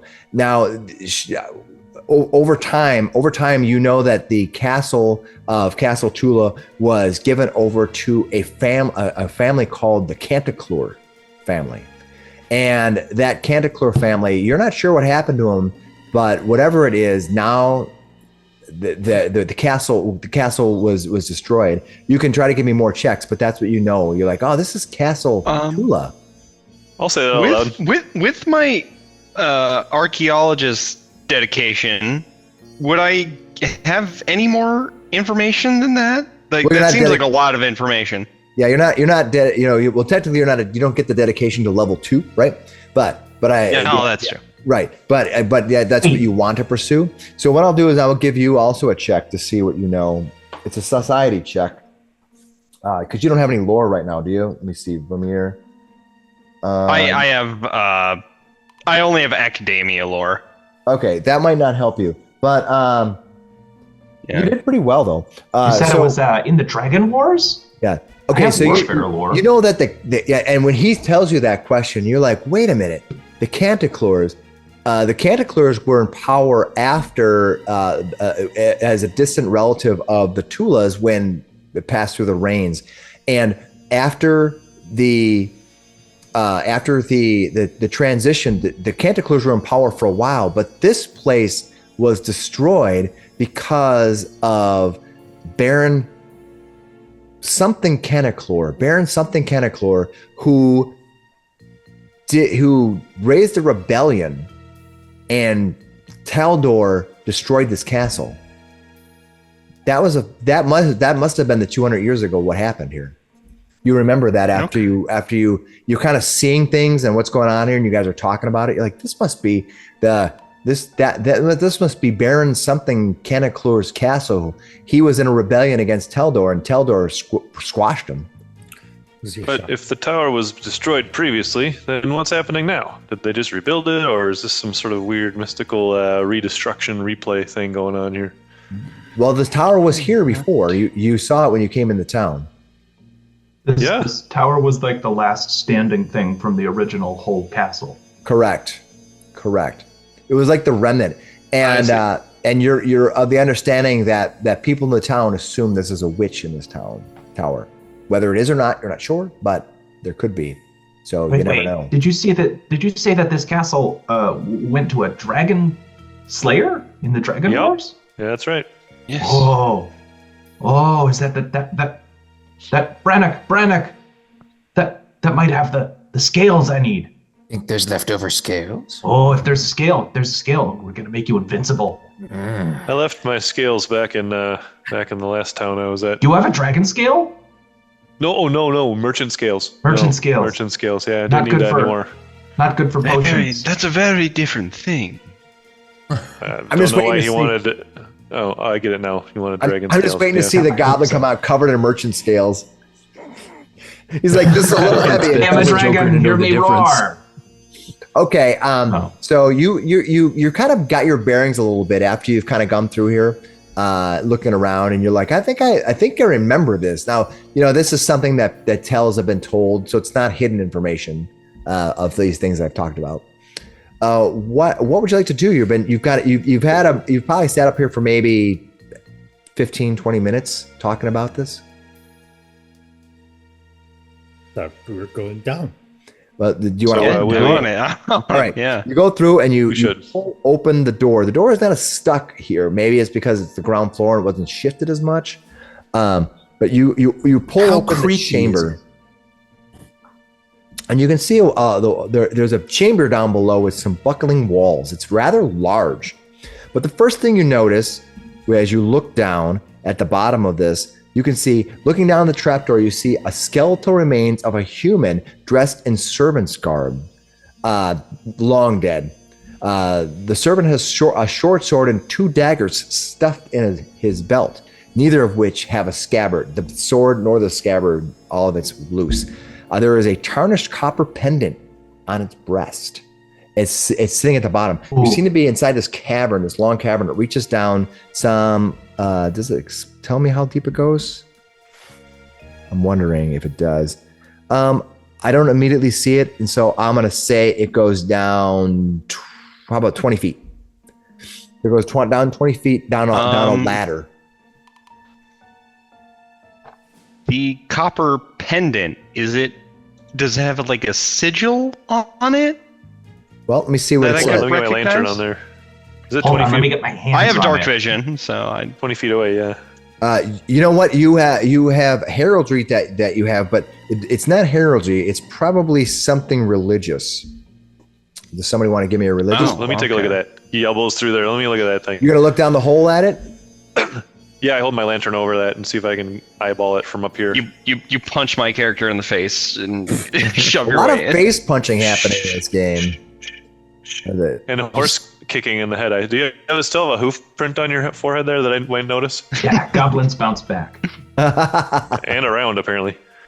All right. And roll. All right, you're gonna look. You're gonna do I'm gonna give you a religion roll to see what you know. Yes. Okay. Yes. Right. I rolled. Is that okay, or do you want? No, to do it I'll private? roll your recall knowledge because remember I can give you Dang false it. information if you fail. Ignore the roll you see on the screen. That's It's not there. Not the role you think. yeah. Unfortunately, they are. It's not real. But you're ignoring it. All right. This pendant, this copper pendant, it's difficult because it's been worn away. It was probably green and brilliant at one time, but now it's all like all copper, but it's all green and pitted and old, right? But what you see, it seems to be a kind of a swirl shape to it. What you realize is that this is a pendant of the symbol of a goddess called Pharasma. She's the goddess of birth, death, fate, prophecy, and time. She grazes across all time. She judges the shepherds and shepherds Galorians' recent departed souls to their final resting place. She's sort of like the final judge. Pharasma makes no decisions on whether death is just or not. She views all with the cold and uncaring attitude and decides on which of the outer planes your soul will spend eternity. So kind of a death goddess. Well, I'll tell you what her edicts and because you roll pretty well. What her edicts and anathema are. Her edicts are: strive to understand ancient prophecies, destroy undead, lay bodies to rest. Definitely then. Her anathema, the thing she strongly stands against, is creating undead, desecrating a corpse, taking from the dead in bad faith. That's what she's. I'll say that stuff out loud. Yeah. So yeah, that pendant is from Frasna. She doesn't like it when you desecrate the dead. Just looks around at everybody, kind of makes eye contact with everybody. That's Pharasma. Yeah. And you check out the kobolds. After you look at the kobolds, they have nothing more value on. They have some packs. They're not carrying weapons. Looks like they had a bunch of packs, but the packs are empty. Why don't I give you a investigation roll here, which would be a perception. All right. As you look around, you see that you look and you're not really sure, but you're pretty sure that these creatures could have possibly been down here to find food. You're looking around there. They may have been hunting for food down here. That's what you think. Do they look kind of emaciated? Like, can we see ribs if I lift up their armor? No, they don't look emaciated. But their packs were empty, you said, yeah? Yes. This could be their hunting ground. Maybe desperate. Maybe got crushed before they could starve. It could be. Well, you're looking down that 20-foot tall.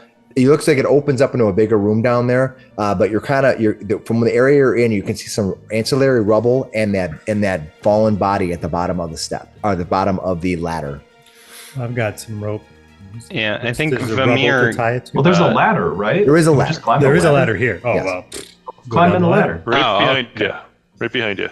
Dang, tall men and their big, tall, heavy buildings need special things to climb up and down them. All right. Dr. Miksi will climb grumbling down the All ladder. right. So who's the first person to go down there? Apparently was I'm Vamir. Oh. Heck it. Vamir- Yeah, Vamir's going Vamir first? won. Yeah, he's the first one to go down.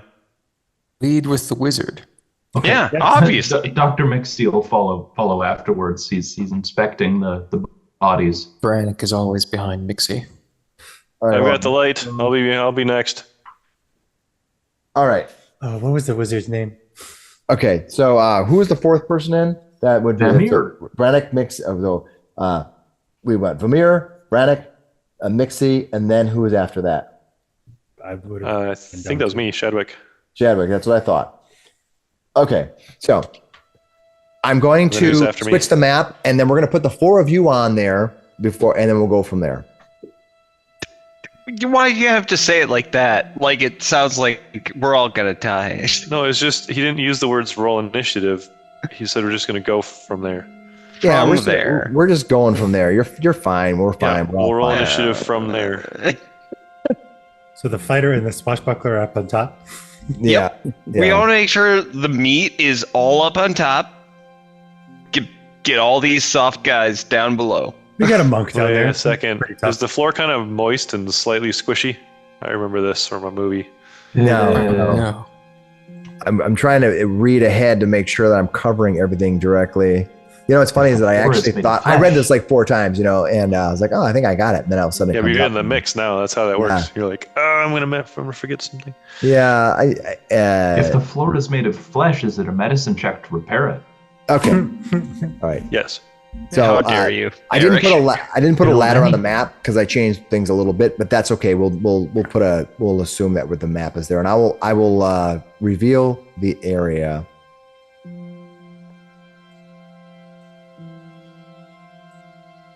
And I'll have you guys are coming in right in the center, just 2 squares down from that circle that you see there. I was gonna put a ladder here, but I did not because I changed it up just a little bit from the adventure. So the 4 of you are down here. All right. So it looks like you. Okay, cool. All right. So the 4 of you are down here, and when Shadwick comes down here, he will notice as he's climbing down I will read the room So and then bright, I'll give Shadwick a little more information.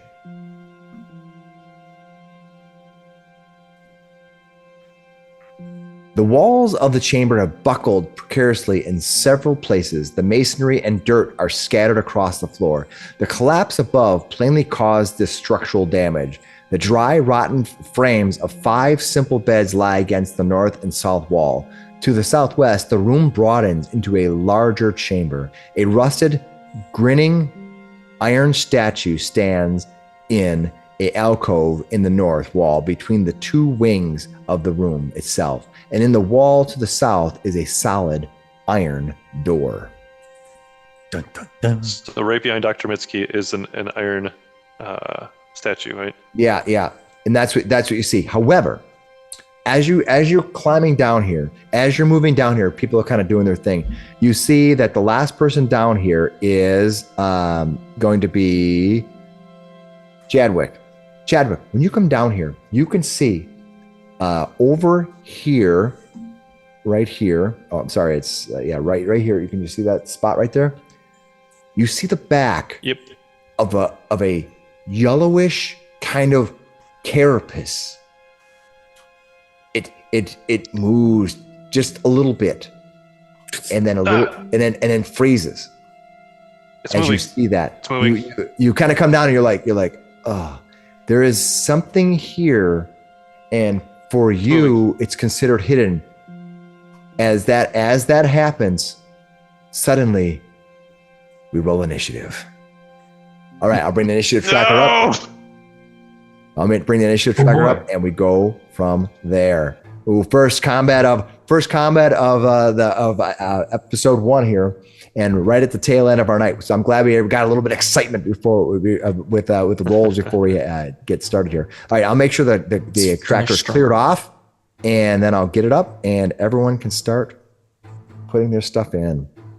Okay, so now we're gonna enact the situation where Shadwick and the creatures get to enact. They get 1 action to do something before the regular initiative round happens. So we're going to start. The first person in the first round in the surprise 1 action round is going to be Shadwick. Shadwick, you see that 1 creature? He is hidden to you. But I saw some sort of movement in that area. Clearly, that is interesting. Okay, so a creature who is hidden from you is off guard to you and must succeed a DC 11 flat check. So you know he's there. You know kind of what he's there, but he's so far behind the rocks, he's still hidden. You have to. You can seek him again to make him observed or point him out. But right now he's hidden. You just know he's there. Sure, but I have 1 action to basically start this sort of surprise round, right? Yep. You get All 1 right. action to do something. I'll use. I wonder if this will even help. I'll use my 1 action to cast a cantrip to raise my shield, and that just gives it. So it's a Does this work? I think that'll work. Yep. You literally come down and you see this creature, and as they launch out, you go, whoa! You just reflectively hit your shield. Absolutely. Good plan. All right. Next one. What you see as you do this creature darts out from the darkness. Does anybody else get a surprise round action? Nope, you're the only one who notice? saw it. Yeah, you're the only one who saw it. And you see this creature here. It's going to. What you see is a giant centipede. It's long and yellow. Has all these yellow arms. Its head is bulbous and red with two long tendrils sitting out. And it goes. And what you're going to see happening is it gets one action. All right. So what this creature is going to do is this creature is going to charge out at, looks like Brannok's right in front of it. It charges out there. That's just one action. Ew, no. Yeah. Big bug. You're like, gross. All right. Now who's food? All right. Next up on the line is this one here. This giant centipede sees you here. I gotta double check what its speed is. Oh, they can go really fast. Oh God, no! These bug creatures just come flying through. 10, 15, 20, 25. They only move 5 feet, right? They go. You see them? They go. And they go. What the hell? All right. They move 5 feet per each of the feet they have. Are fast. Yeah, they are. All right. Vamir is still surprised. That brings us to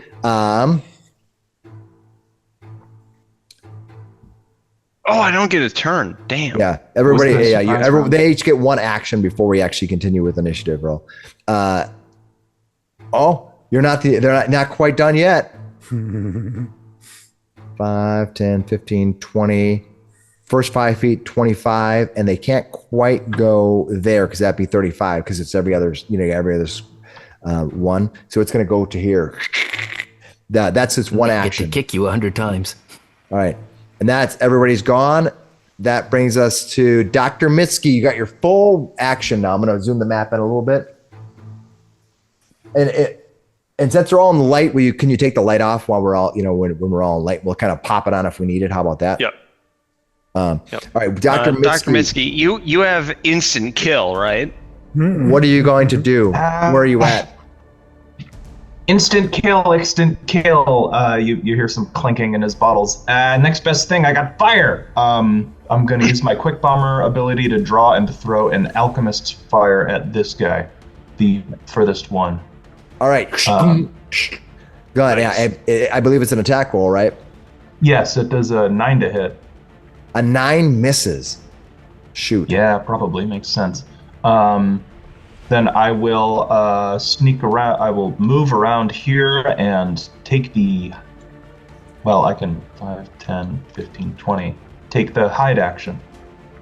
Where did you go to? Around the corner. Around the corner? All right. You throw that as a one action. You run around the corner, and then you're going to hide. Okay. Yeah. You are now hiding. Perfect. Cool. So when you make the hide action, I believe you have to roll, and you have to you're actually technically, I think you still have to roll, even though you run around the corner. You have to still beat their perception. I don't think you can automatically hide when you're not in sight. Is that true? Remind me to remember. I think it might be if I take the hide action. I think let me double check and see what that's. When I'm not observed. No, they have to take a perception check to see you. No, there's an action called hide, and when you do, you huddle behind cover or greater cover, which that would be, or deeper into the concentration, or deeper into concealment to become hidden rather than observed. Like the GM rolls a stealth check and secret. Okay, so I roll I roll your stealth check and secret. Let me double check that. I want to make sure I get that. The GM rolls your stealth check and secret and compares the result to the perception DCs of each creature you've observed. It's okay. So I roll your stealth check and then I see if any of them see you. Okay. You've done those things. Got it. Okay, so I rolled your stealth and you do not know yet if they see you or not, but that's what you did. Anything else you've done? You've done your 3 actions. I think a bomb that splashes. If an attack with a splash weapon fails, succeeds, or critically succeeds. So did I crit fail on that miss? You did not. You just failed. Okay, I should technically deal 5 points of splash damage. 1 point of splash damage, right? 1 point, sorry. 1 point splash damage. It is, the splash range is 5, so 1 point of splash damage to that guy. To this one and to this one, and right? I think this guy, yeah. Yeah. So even though I didn't hit him does it say directly- just the hammer to everybody? It says splash range of 5 feet. Yep. Okay, perfect. All creatures within 5 feet, including the target. And you threw what kind of what kind of was it? Was it fire, you said? Fire damage. Perfect. All right. That brings us to sorry, that was Shadwick. Shadwick, what are you gonna do? Shadwick. The first Oh, boy. combat I knew would be a little bit bumpy only because you have to remember how to do stuff. Oh, yeah. Yep.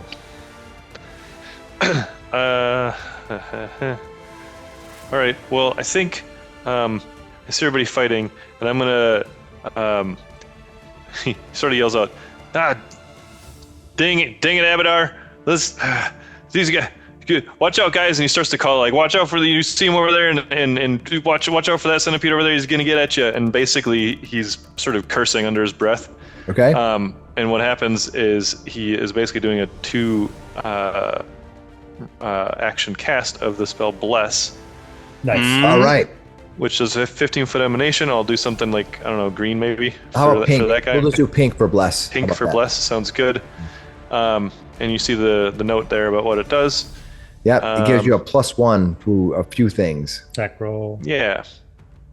And so that should give you guys some assistance as he's sort of calling out and telling you to attack and whatnot. Nice. So just attack rolls, and that is a 2 action. And anything else you're going to do for your 3rd action?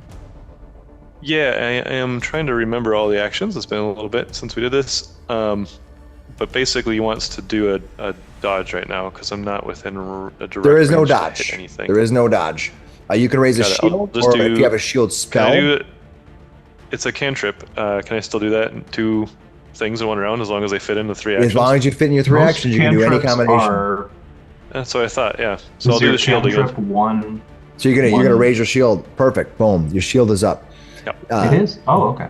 Oh, Yeah, it's the a only thing that divine happens is cantrip. if you block with the shield, then it's popped. I don't think you can do it for Right. If I do the 10 minutes, yeah. Yeah. All right, Chadwick. There's an area effect which he's gonna put on the screen for us to see. Did you do that? And you said, what color was that? Just use pink. Pink. It's fine. Pink All right. It is. Bless. Incoming. All right. Bless centipede number 3, which is right. I'm gonna move him a little bit to make sure I got the right one. Yeah, centipede number 3. Ooh, Brannok is right in front of him. Ooh, you look so yummy. Yeah, you're like charbroiled. You're like on a stick. It's great. It's going. brisket. Yeah, it's going to go ahead and go after you. All right, let's see. He's going to use his mandible strike. He goes. You see his little mandibles go. He's going to reach out and strike you. He's going to roll a 16 plus 6. 22. What is your armor class? 18. He hit you. He did hit you. That mandibles come down and hit you. Now, they're not very strong. The mandibles aren't very strong. You think they're used to eat carrion or things like that. Stuff like that, or creatures like that. But it's going to do 2 points of piercing damage. However, I need you to give me a basic fortitude save. 22. All right. Nothing happens to you. Yeah. Pretty good fortitude. Monks, man. The monks get crazy saving throws. Yeah, that is nice. All right. Now, that is his first. It only actually did was that one thing. Is there anything else he can do? They are pretty basic creatures, so they don't have a whole lot to do. So I think he's gonna just bite you a couple more times because that's what they do. They just.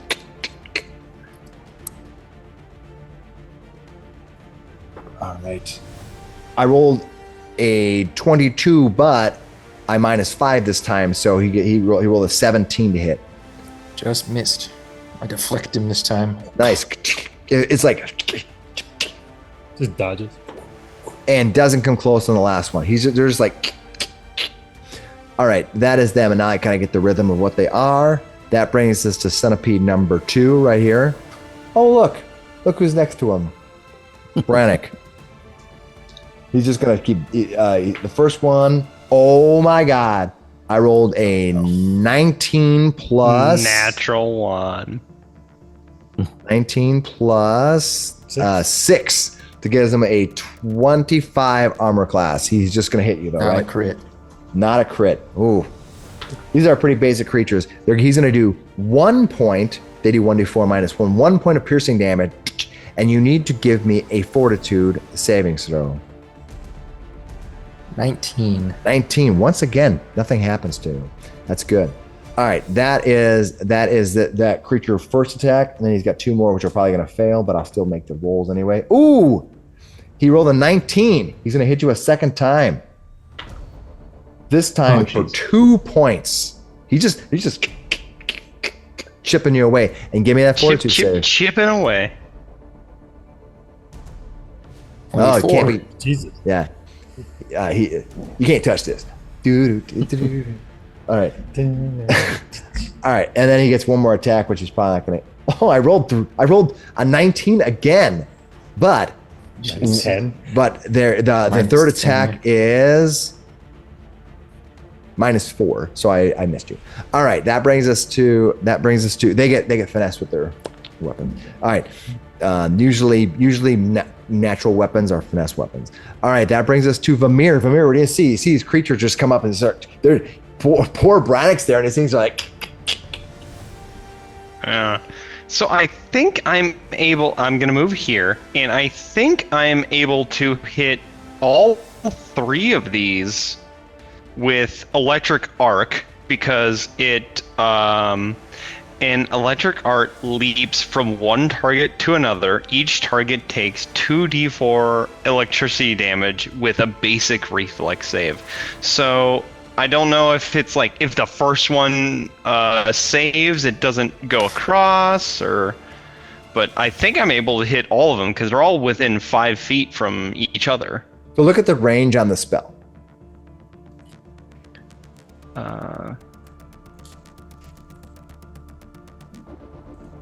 What does the range say? Blame it on the range. Does it Blame say? it on the range. Hit multiple targets. Range is 30 feet. And Targets 1 to 2 creatures, to There you be go. fair. So I guess I'll target both of the 2 creatures in front of me. So this one and this one You got in it. front of Brannok.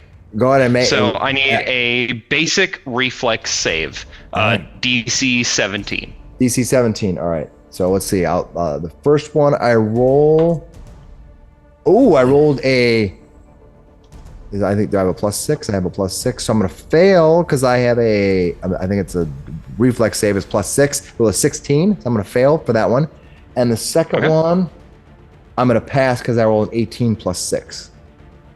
Okay. So the first one I failed. Oh, terrible 3? damage. 3 points terrible of electrical damage. 3 points of electrical damage. 3 points of electric damage to the one that failed. The one that failed took 3. The one that passed takes 1. I wonder why you're showing. Are you guys seeing the damage? roll? Yeah. You are? I wonder why it's showing you. It shouldn't, because I have the C turned off for that. Okay, so Vamir, you did your actions. You did your 2 section arc on these 2, and one of them Yeah. took damage. And you moved 5 feet. All right, that brings us to a Yeah, giant I moved centipede. 5 feet. Yeah. Yeah, that brings us to centipede number 1. Let's see here. You know what looks really good right now? Like really, really, really good? Shadwick. It looks yummy. He runs forward, and he's gonna make his 1 attack on you. Ooh, and I did really well. Alrighty. I rolled I think I have a +6. I rolled a 16. What's your armor class? That would miss. I got a 17. He did. He missed you. He runs forward and he tries to. He goes, and you have your shield up, and he's going to try to nab at you Well, again. that would have been a raised shield then to reduce damage. So I'm still the shield is still an option. He just straight up missed me. I pulled my leg out of the way. He bit at you twice, but nothing. Zebari, what are you going to do? You're at the top of Doing the a ladder. dance. I hear the commotion downstairs, and I go, well, he's gotten in trouble again. I guess I better go help. Zebari! I will come down. All right, hold on. Now, when you're climbing down, you cannot have anything in your hands unless you have feet otherwise. So right now, you have your shield. I'm assuming your shield is on your back right now? Mm-hmm. All right. So you can come climbing down you right now can move 10 feet down the ladder. It's a 20-foot tall. Mm-hmm. So you're climbing down the ladder. You move down 10 feet. Where's the ladder? It's right here, but I don't have an icon for it. I forgot to put one out there. It's just and you know what? I'll drop something on here right now. How about that? Let me do it right now. Just give it a. I just drew a little H. Does that help? All right. Yeah, that's fine. Okay. So that H for help. So when the helicopters come flying over, they know where to stop the land. He's the help. All right, so when they find their corpses. So Zebari, you can move once down the ladder, twice down the ladder, which gets you at the bottom, and you have one action left. So put yourself in that square. Okay.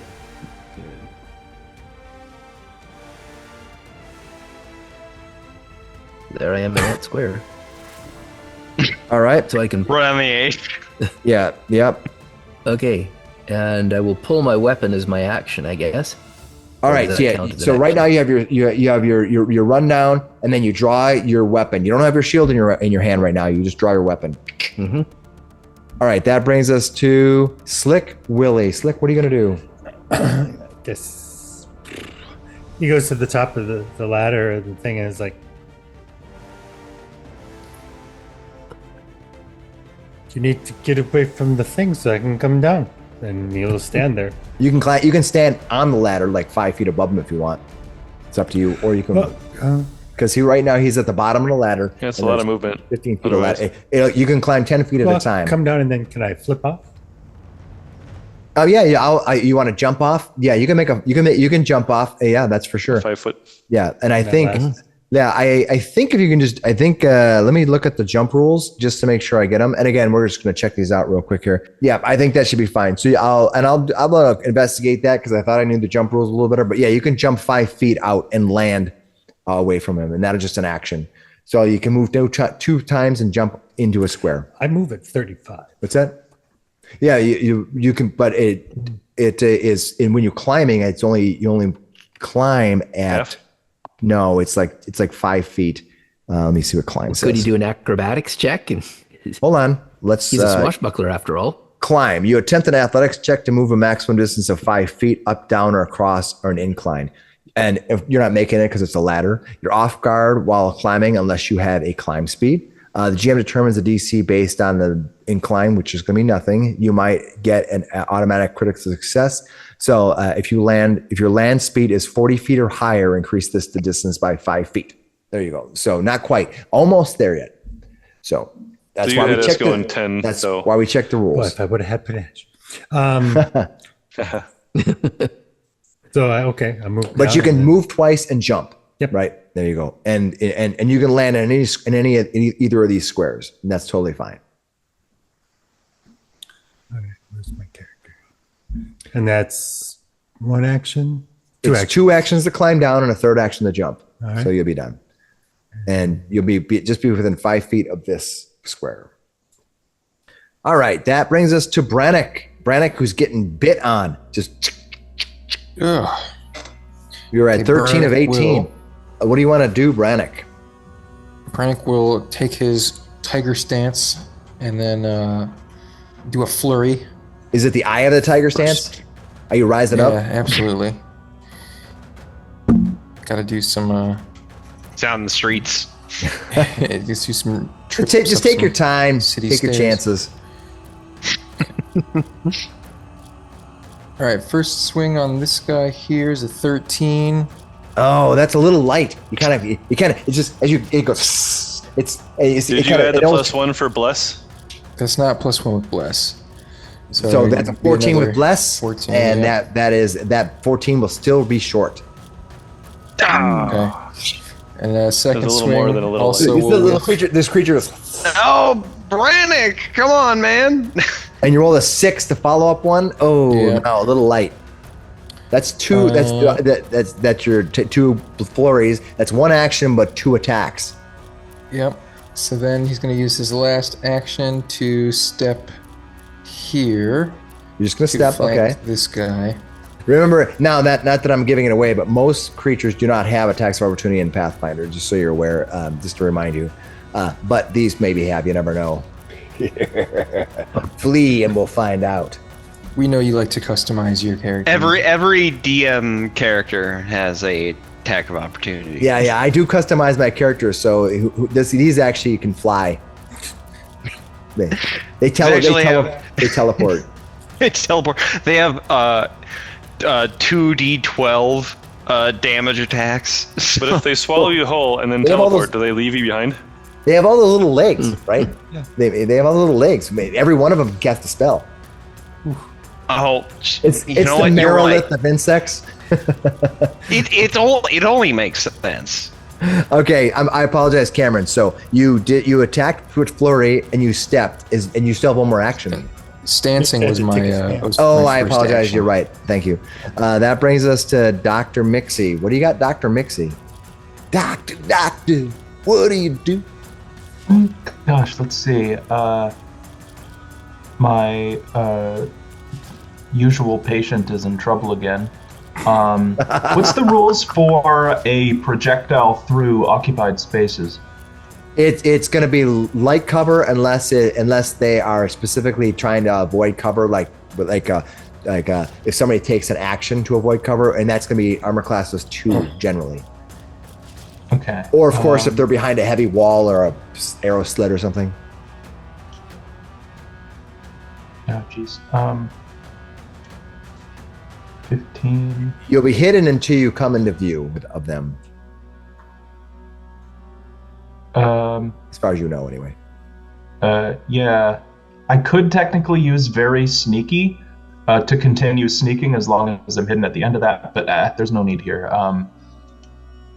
What the heck? We'll just. Well, here's the thing: if you use very sneaky and then make an attack, you are unnoticed at that attack. Yeah. Right, and they'll be flat-footed to you. Yeah, I'll keep it simple here. Okay.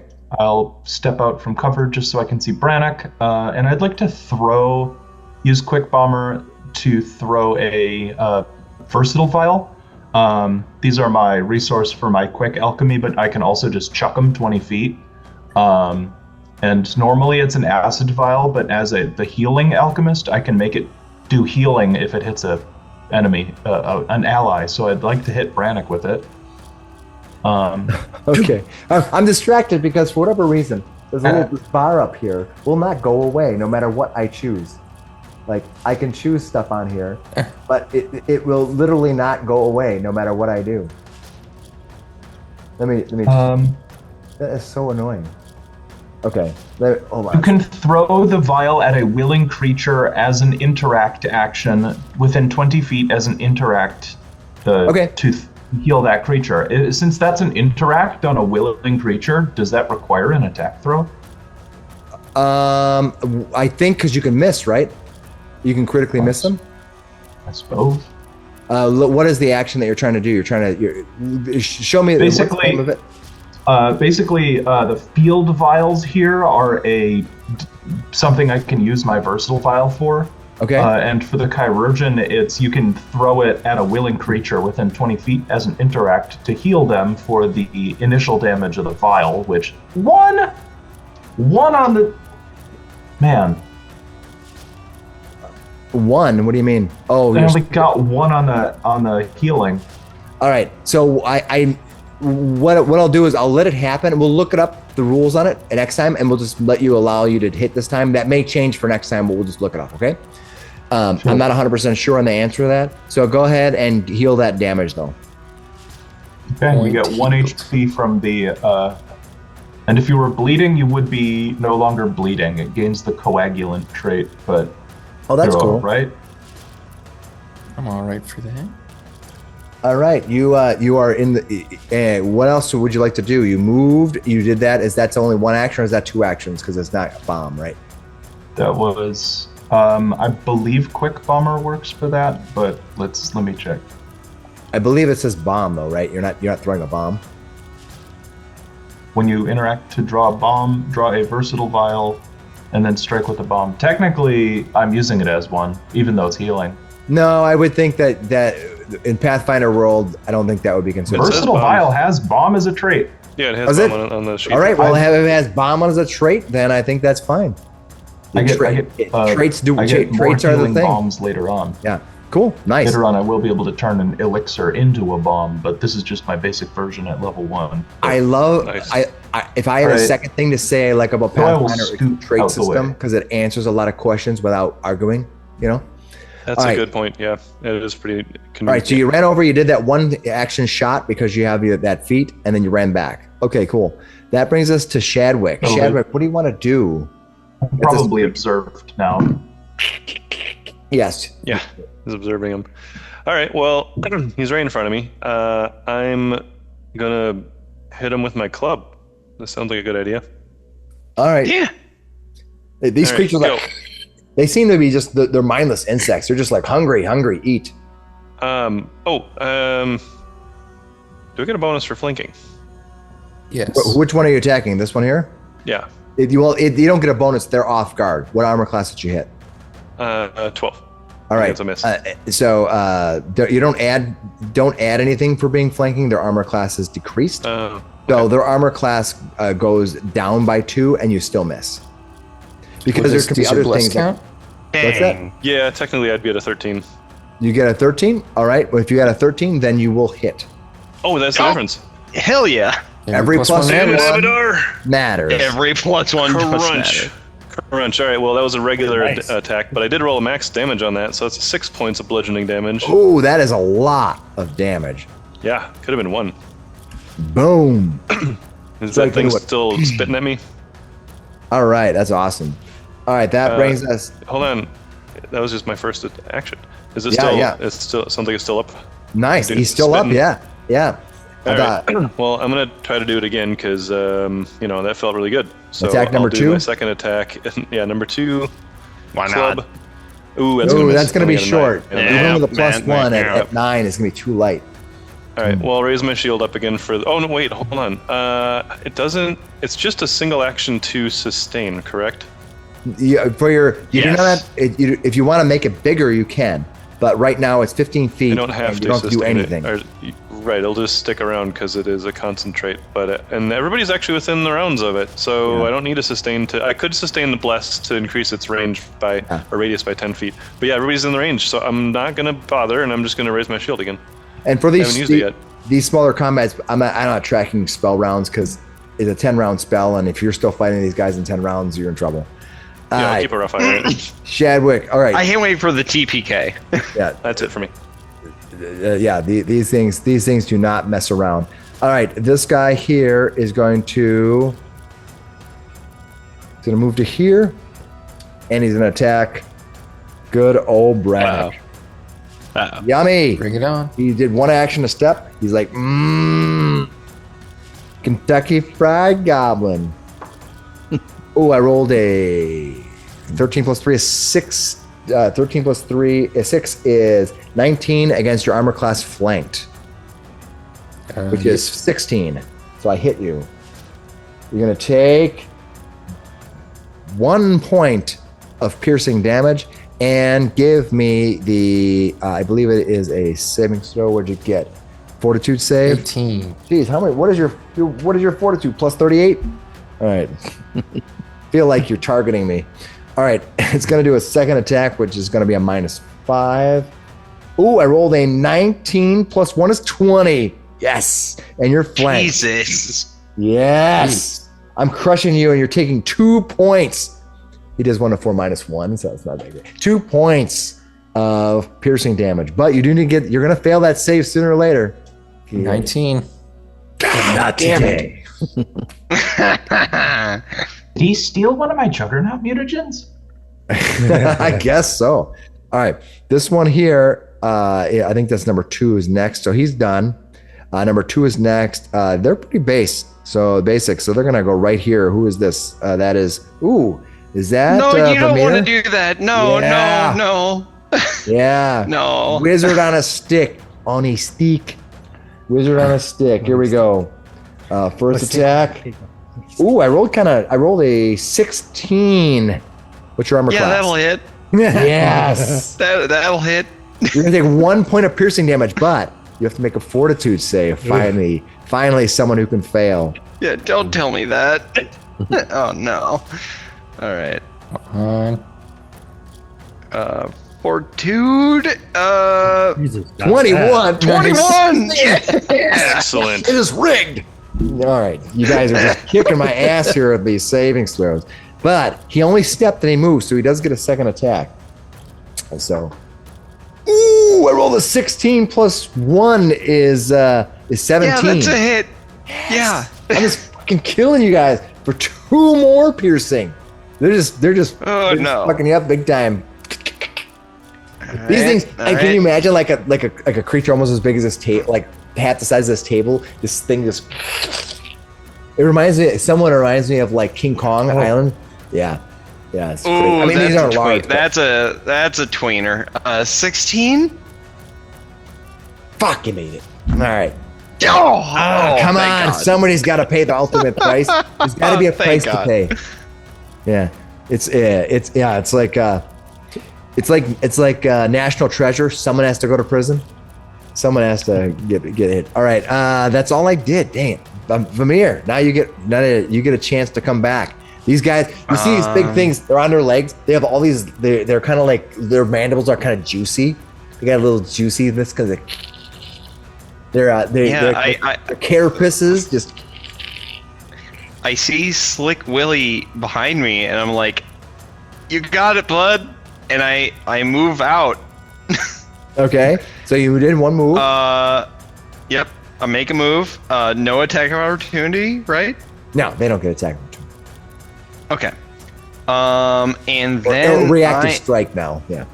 Yeah, reactive strike. And then I am going to make a strike with ignition. So I need a basic reflex save. Basic reflex save. Ooh, I might have critically failed. Their reflex bonus is. I rolled an 8. An 8? Oh, well, that is not a critical fail, but it is a full fail. Okay, so I'm gonna take the full damage. Yep, you're gonna take the full damage. So you take. Yep. How much damage do I take? Is it? I don't even know what this spell does. It's a cantrip. Yeah, it's 2d4. So let me just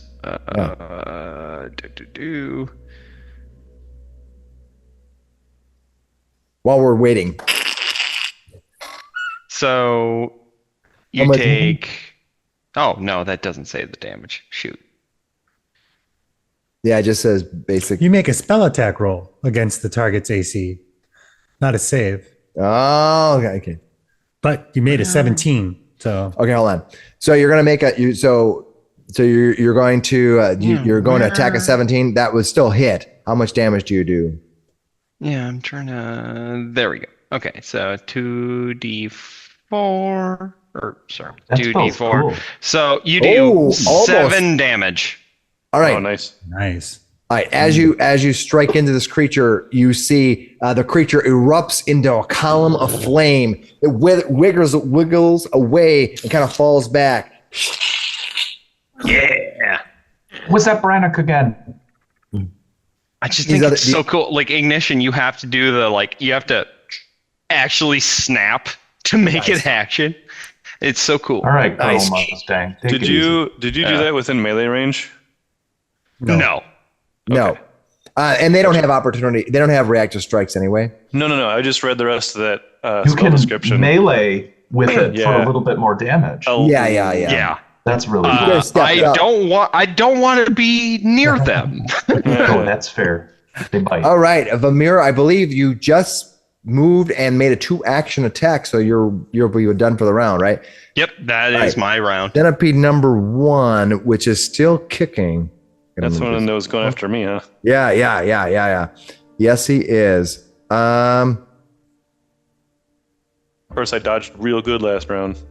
Yes, you did. Now Zebari's here. He'll save me. He's not though. He's gonna attack Brannok. Yeah, no. He wants it. He's got full Brannok. He's got fried Brannok. That's what he's gonna attack. First Brannok attack. Ooh, I rolled a 21, and you are flat-footed. Your armor class. You are off guard. So your armor class is 16. He's hitting you. Oh, he's gonna take you down. Oh, 1 point of damage. Damn it. And give me That's the 5,000. give me your plus Mandible 48 fucking bites. fort save. Here we go. God 22. damn it. Woo! Jeez. Let's see if my attacks can get rolls like that Jesus next. Christ. You haven't rolled. You've been like 15, 16. You rolled a 15 there. Yeah, damn it. You didn't even that drink is- my potion.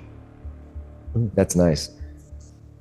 All right. I didn't realize your fort save was so good. Good. All right. It's gonna make a second attack at you because why not? Does he have like the best saves? in the 12 roster? plus 1 is He 13. might. No, not enough. All right. And then you know what? It's gonna say screw it. It's gonna take his third attack at Shadwick. It's kind of like going. Ooh, I rolled an 18, but it's also unfortunately a -4 to hit, which is gonna be light. You said All third right. attack? Yeah. Zebari, what are you gonna do? I believe you probably want to climb back up the ladder. The thought had crossed my mind, yes. The giant bugs. He's Yeah, I guarantee Okay. if I climbed down and saw No. a fucking collie size fucking Yeah, this one I'd go between back. the goblin and the other guy. You want to attack this one here? You're probably gonna miss. Okay. What armor class do you hit first? Add +1 for He bless. did miss. 15. Oh, plus one. Fucking god damn it! You guys are kicking my ass with your magic and your teamwork. Good job. Yes! Nice. That's there you go, Zebari. Feel the power of cursing. All right, you launch down on the creature, and it just gets. What are you gonna do? I'm assuming you're attacking with your longsword. Yep. Your Fighter took him out longsword. with one hit. Nice, you crush it. It kind of you just gotta cut it in half. It looks back, almost surprised that it got cut in half. It's like Wait, you have two more liquor and actions. bile leaking out over the floor. You could literally move to the other one and cut him in half too. Just roll I'll good. try. You can walk over there. You have you take a step over there with your sword in your hand. You don't have your shield up, but you have your sword. I want to give that guy a try. Oh my god, he did it! Was that on? He rolled a Actually, I'll let you 19. Was that with one map on Holy it? sh- We have to subtract. That five, wasn't but the he still map hit. though. be. You have to subtract. You have to. He didn't do a second attack Subtract though. five. Yeah, so that's still 23. You only 23. hit 20. Plus one, You only did 24. 23. Jesus. All right. Well, he you was might one have- off from a critical. Yeah. You lightly grazed him. Go ahead. Yeah. 6 more points. points of damage. You Okay. did 6 points of damage. Oh my gosh. He ain't looking so good. He ain't looking great. That's my Zebari. He's like, Good job, pal. Slick Willy, you Slick got Willy. it. All My third right. action will pull. I'm going to get my shield up. That was your you did 3 actions. You Yeah, attacked. you see, I moved, did. you- The other was the Yep. move. Yeah, sorry. Yeah. No, I'm just trying to help everybody remember. Yeah. All right, so I'm Yeah. going to move to here, and I'm going to tumble through. So I'm going to Ooh. give you an acrobatics check. All right, and it's against the reflex. 26. Is it against the reflex? Yeah, it's against the reflex. Well, let me look it up. Okay. Now you made it. I mean, So that you could, almost maxed that out. I know that's pretty. Jeez, a lot of you guys have been rolling like 19s and, And 18s. then I will draw my rapier, and I will attack with panache. Get him. 15 with the +1. 15 with a +1 will, I'm in the bless, right? will hit. So I do 5 plus my 2 precision for 7 points of piercing damage. It had one left. Yeah. As the last of these creatures, these centipedes drips down and falls, a sudden stillness falls upon this area as you look around this dark dungeon. Above you, you can see the stairs lead up to safety, but beyond there is another door, as well as this body and what other mysteries you might find in this room. But we're going to find out next week what happens with the mysteries in this room as they begin their exploration beneath the witch tower. Dun, dun, dun. All right, you guys have a good time in the first dungeon. Nice, thank you too. Oh yeah, it was a lot of fun. Thanks everybody for. Oh, go ahead. No, you say. I was just saying, it might be still in the room, but Shad's hair is still wafting gently in the breeze. Magical vanity.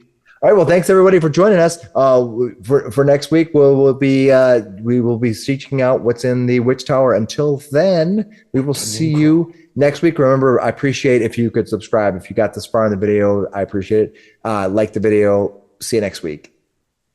Thank you very much. Thanks, y'all.